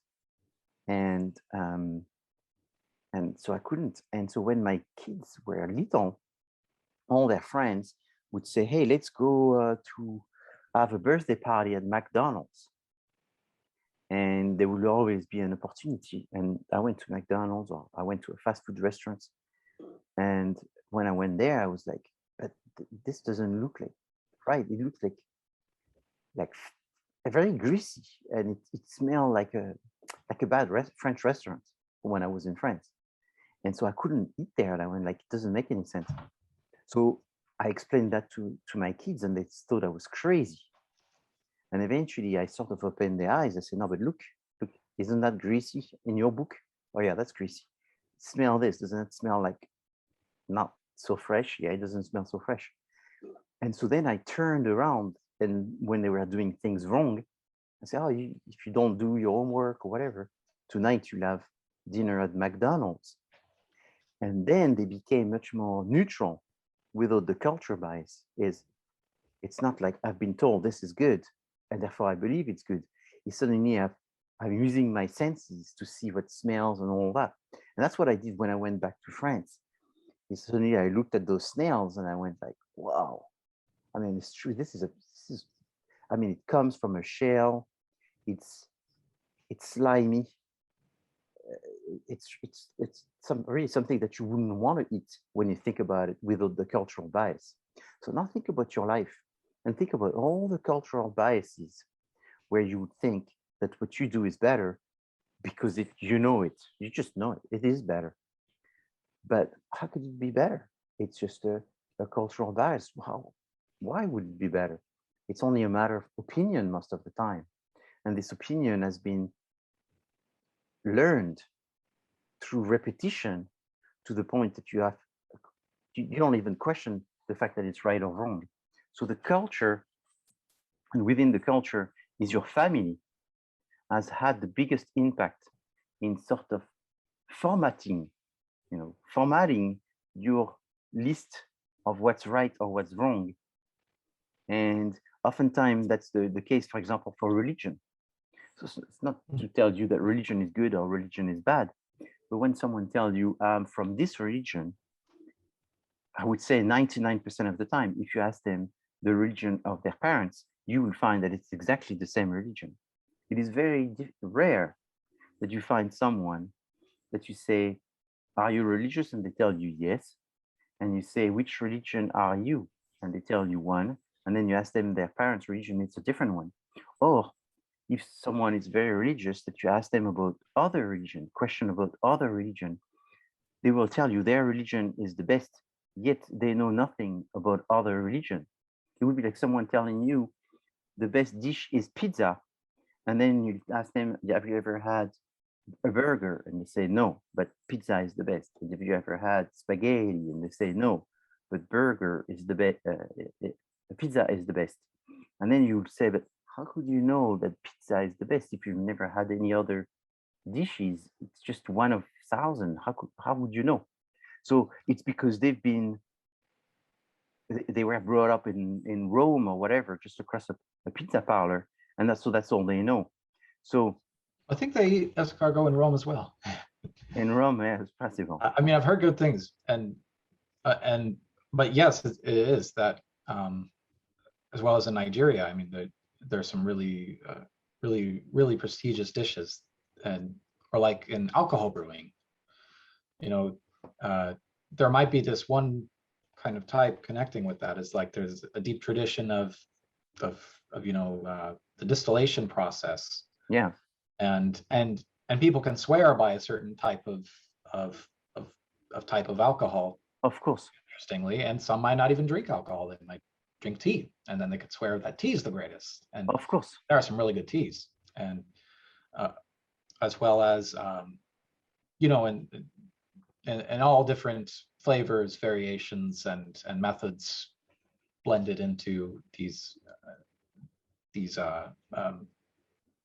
through that, be it either the social structure. Yes, of course. That's a good example. You mentioned the distillation. So what is the most consumed alcohol in the world? Anyone knows? What is the most consumed spirit in the world? I'm sorry. the most consumed spirit in the world.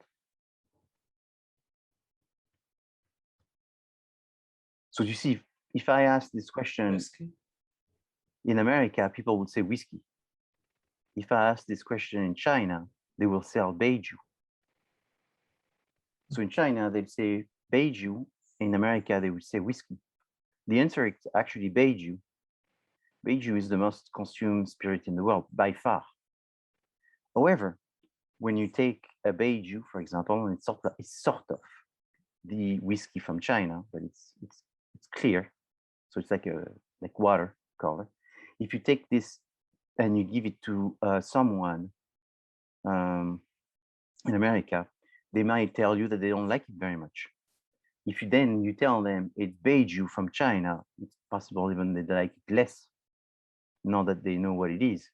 So there's cultural biases, and therefore you can see that it's, I've done this so many times, telling people that this was a French wine, and they would say, oh, it's a French wine, and then they drink it and they go, oh, it's really good, and then I go back and I realize, oh, I made a mistake. I didn't serve the French wine today. I served something else. So people have this cultural biases of what's expected. And so when you think about what you've done today, the decisions that you're going to do for the rest of the day, think about the impact of culture, and you will see that there's very little decisions that we all make, that are based on just our own individual opinion and unbiased from some kind of programming that we have received. So culture is very strong, and culture explains most of the decisions. So now, if you went into taking this information, looking at the grounded shoes, you would have the same kind of thing that you would get, where you would have some people that that think that high technology is better.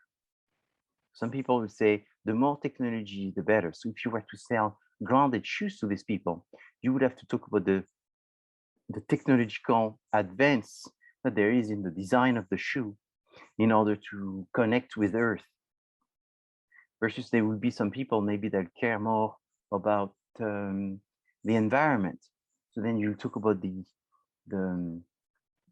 the components of the shoe that would have some characteristic of having been made with recycled material, and then these people would be very happy, and they may not like so you have to understand what people want, how people think, what do they want, and then when you talk to them, you have to talk with the language and the values and the words that they want to hear for the product that you're trying to sell.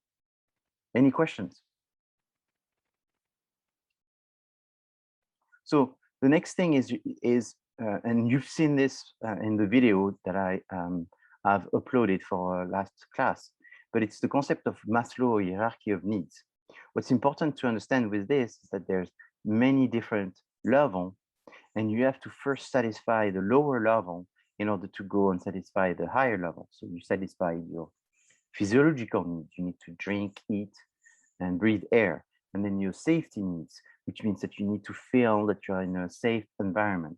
And then your social needs that you need to feel that you belong to a group and you're not just isolated.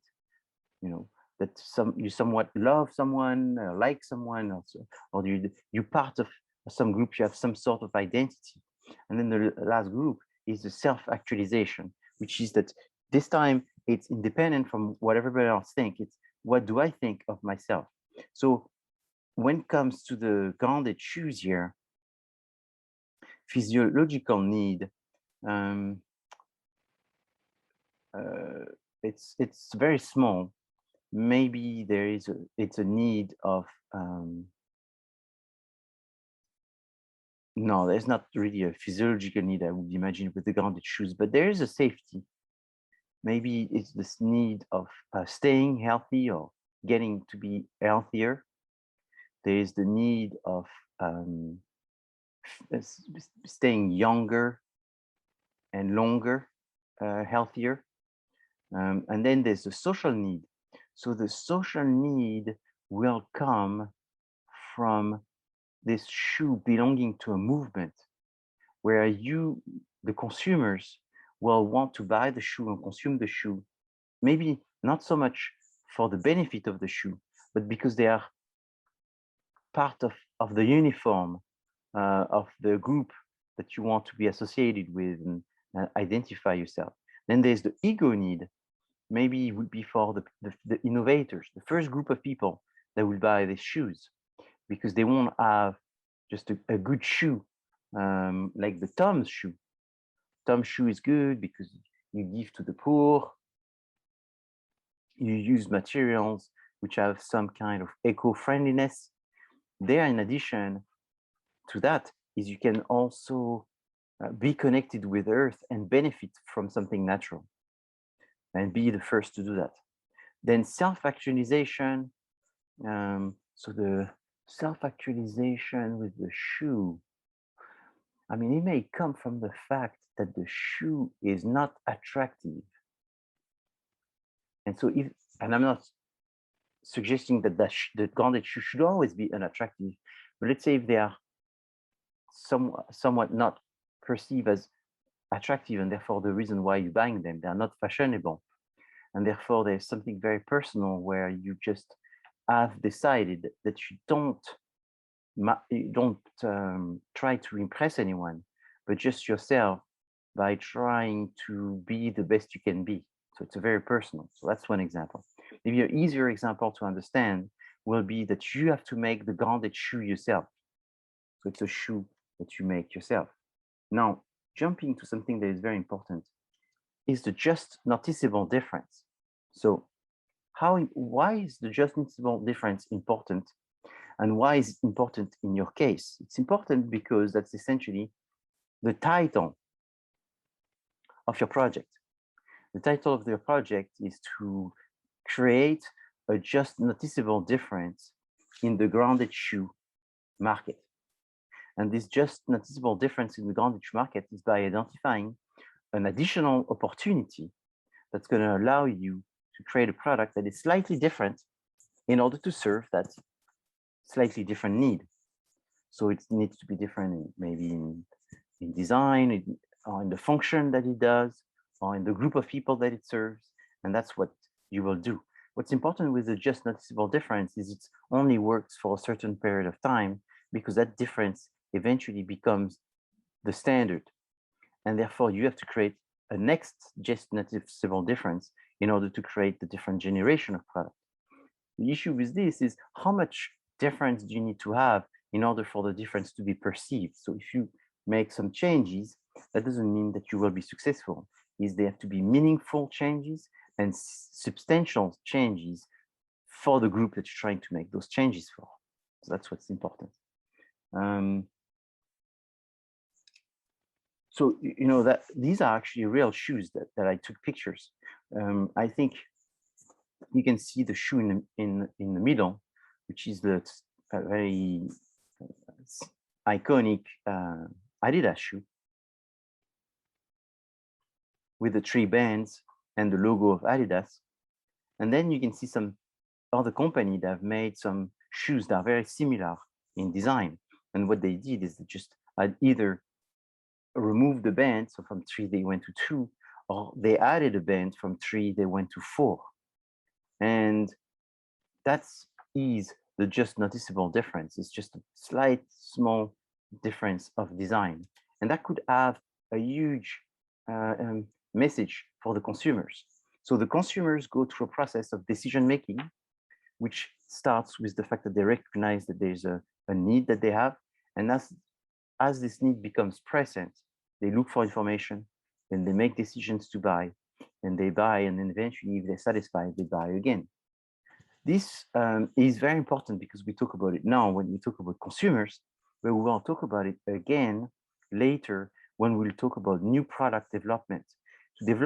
Why do you develop new product? You develop new product because you want to have a just noticeable difference in order to have your product gain market share, grow. And as you do this, you have to decide about this product being usable, capable of satisfying multiple groups, wide groups or narrow groups, Oftentimes, you have to start satisfying narrower groups, specific groups. These groups are called innovators, early adopters. So when working on the grounded shoes, the new grounded shoes that you're working on, is you have to define who are the customers for these new grounded shoes and define the characteristics of these customers. So that's what we will do next week, is we will talk about this method of defining the different groups of customers called segmentation, targeting, and positioning, which are the 3 steps that you need to follow in order to identify who are going to be the potential future customers. Next week, we will also have a speaker come to class. This speaker is an alumni from CSUN and is a successful business person who's going to come to the class to give you some of his experience and what he learned at CSUN, and that was useful to make him successful, and what he didn't learn at CSUN but had to learn quickly in his employment in order to become more successful. So I hope you join us to be able to meet and hear this person's personal experience. So he's going to come in from 4 to 5 to talk about that, and you will have the opportunity to ask him some questions so you can learn more. All right. Do you have any questions?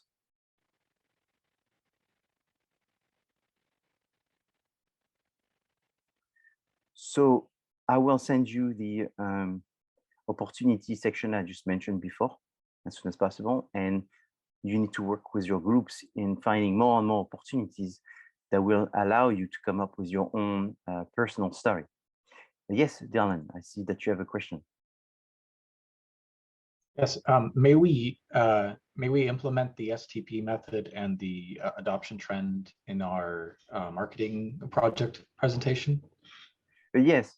So what happens is in the report, there is a section, that asks about who is the potential customer.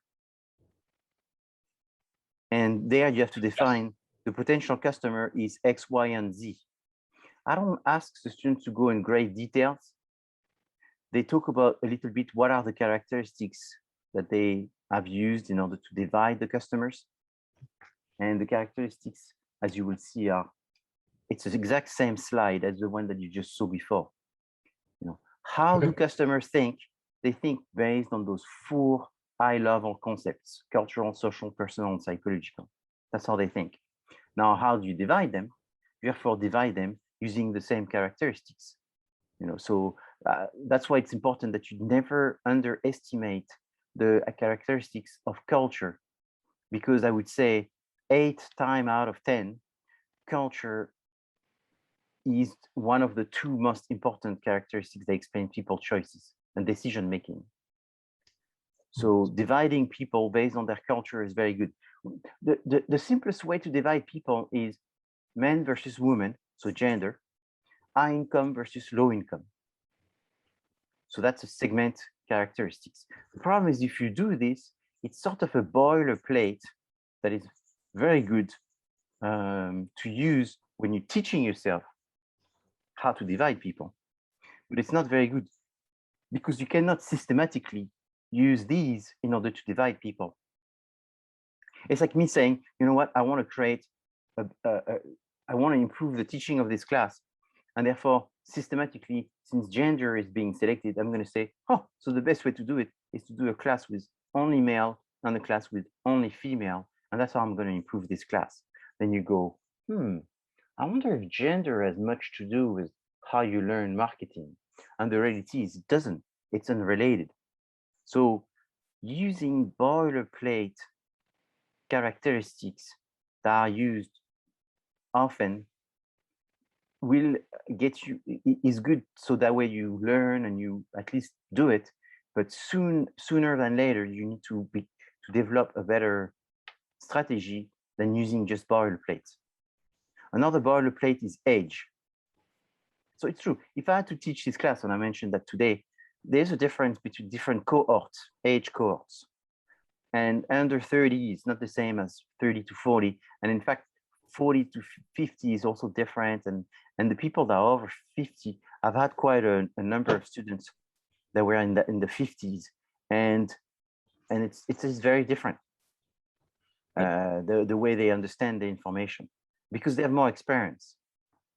Right. And then, yep. and then with that, sometimes there might be a descriptive method, and also the prescriptive application might also have its own kind of potential kind of, be it issues or something that might also influence the kind of the overall marketing packet.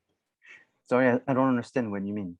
Oh, like, okay, so we can collect this information, we can have the knowledge there, but definitely to avoid any boilerplate issues, you know, we don't want to have like any us versus them or anything like that, but because like essentially like all of it combined is kind of this holistic kind of interwoven kind of tapestry of how the marketing might set out to be for the grounded shoe or something. So yeah, so that's something I will talk about. It's the idea that it's true, the more characteristics you put in the bucket, the more you will have a clear view of who is the potential customers. So if you put, oh, why don't we put age? Let's put age. Why don't we put gender? Put gender. Why don't we put income? We put income. Why don't we put location? And then you keep adding things. So are you going to be really understanding who's your customer? Yes, of course. But the problem is, in reality, for a business to try to keep collecting data and having more and more data and details and precision, it's more time and more money. So sometimes you have to think about, you know, it's like your local nail salon. I mean, are you going to do all of these? I mean, you're not General Motors, you know. So if you're General Motors, you can have your STP with hundreds of different characteristics. You're going to have 50 people working on this for 6 months. But if you're the local nail salons, you're going to go, okay, what about men and women? I guess, yeah. So what do? We just do women, fine. What about income? Well, we have to choose, you know, is that matter? Maybe that's matter. Maybe that's it. Maybe that's enough to do your segmentation. Is women, and we have two groups, women that makes less than 50,000 and women that makes more than 50,000. That's it. That's the two targets. Oftentimes, the businesses don't even go that far.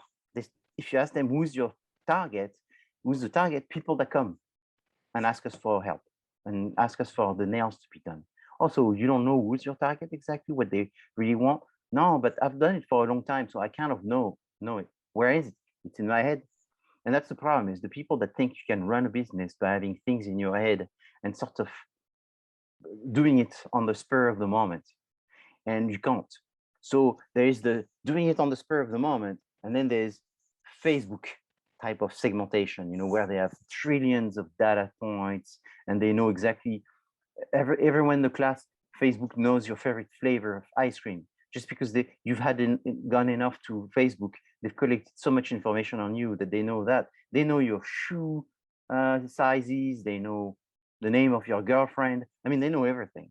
So that's the extreme of segmentation. And then there's the doing nothing, which is the other side. So segmentation, targeting, and positioning is, you got to do it not because you've been told, you got to do it because that makes you much more competitive, but you do it within your means. And in the class, for example, is you want to do some, that way you can show that you're doing some, and you try to make sense about what you're doing and how consistent that is with the type of opportunities that you've identified and all that. Oftentimes your opportunities and the definition of your target are going to be very closely related, you know, because remember that goes back class 1 pretty much, and every classes after that is, what is the most difficult thing? Opportunities.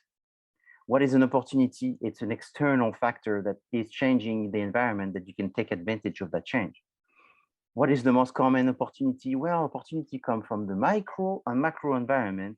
And in the micro, you have the culture and you have your customers. Sorry, in the micro, you have your customers. So that's the number one source of opportunity. And then in the macro, you have cultural trends, which is the other very important one. So they are connected. So That's why there's a coherence between usually the set of opportunity that people identify when they do consulting and the type of customers that they're going to direct the company towards. The two have to be connected.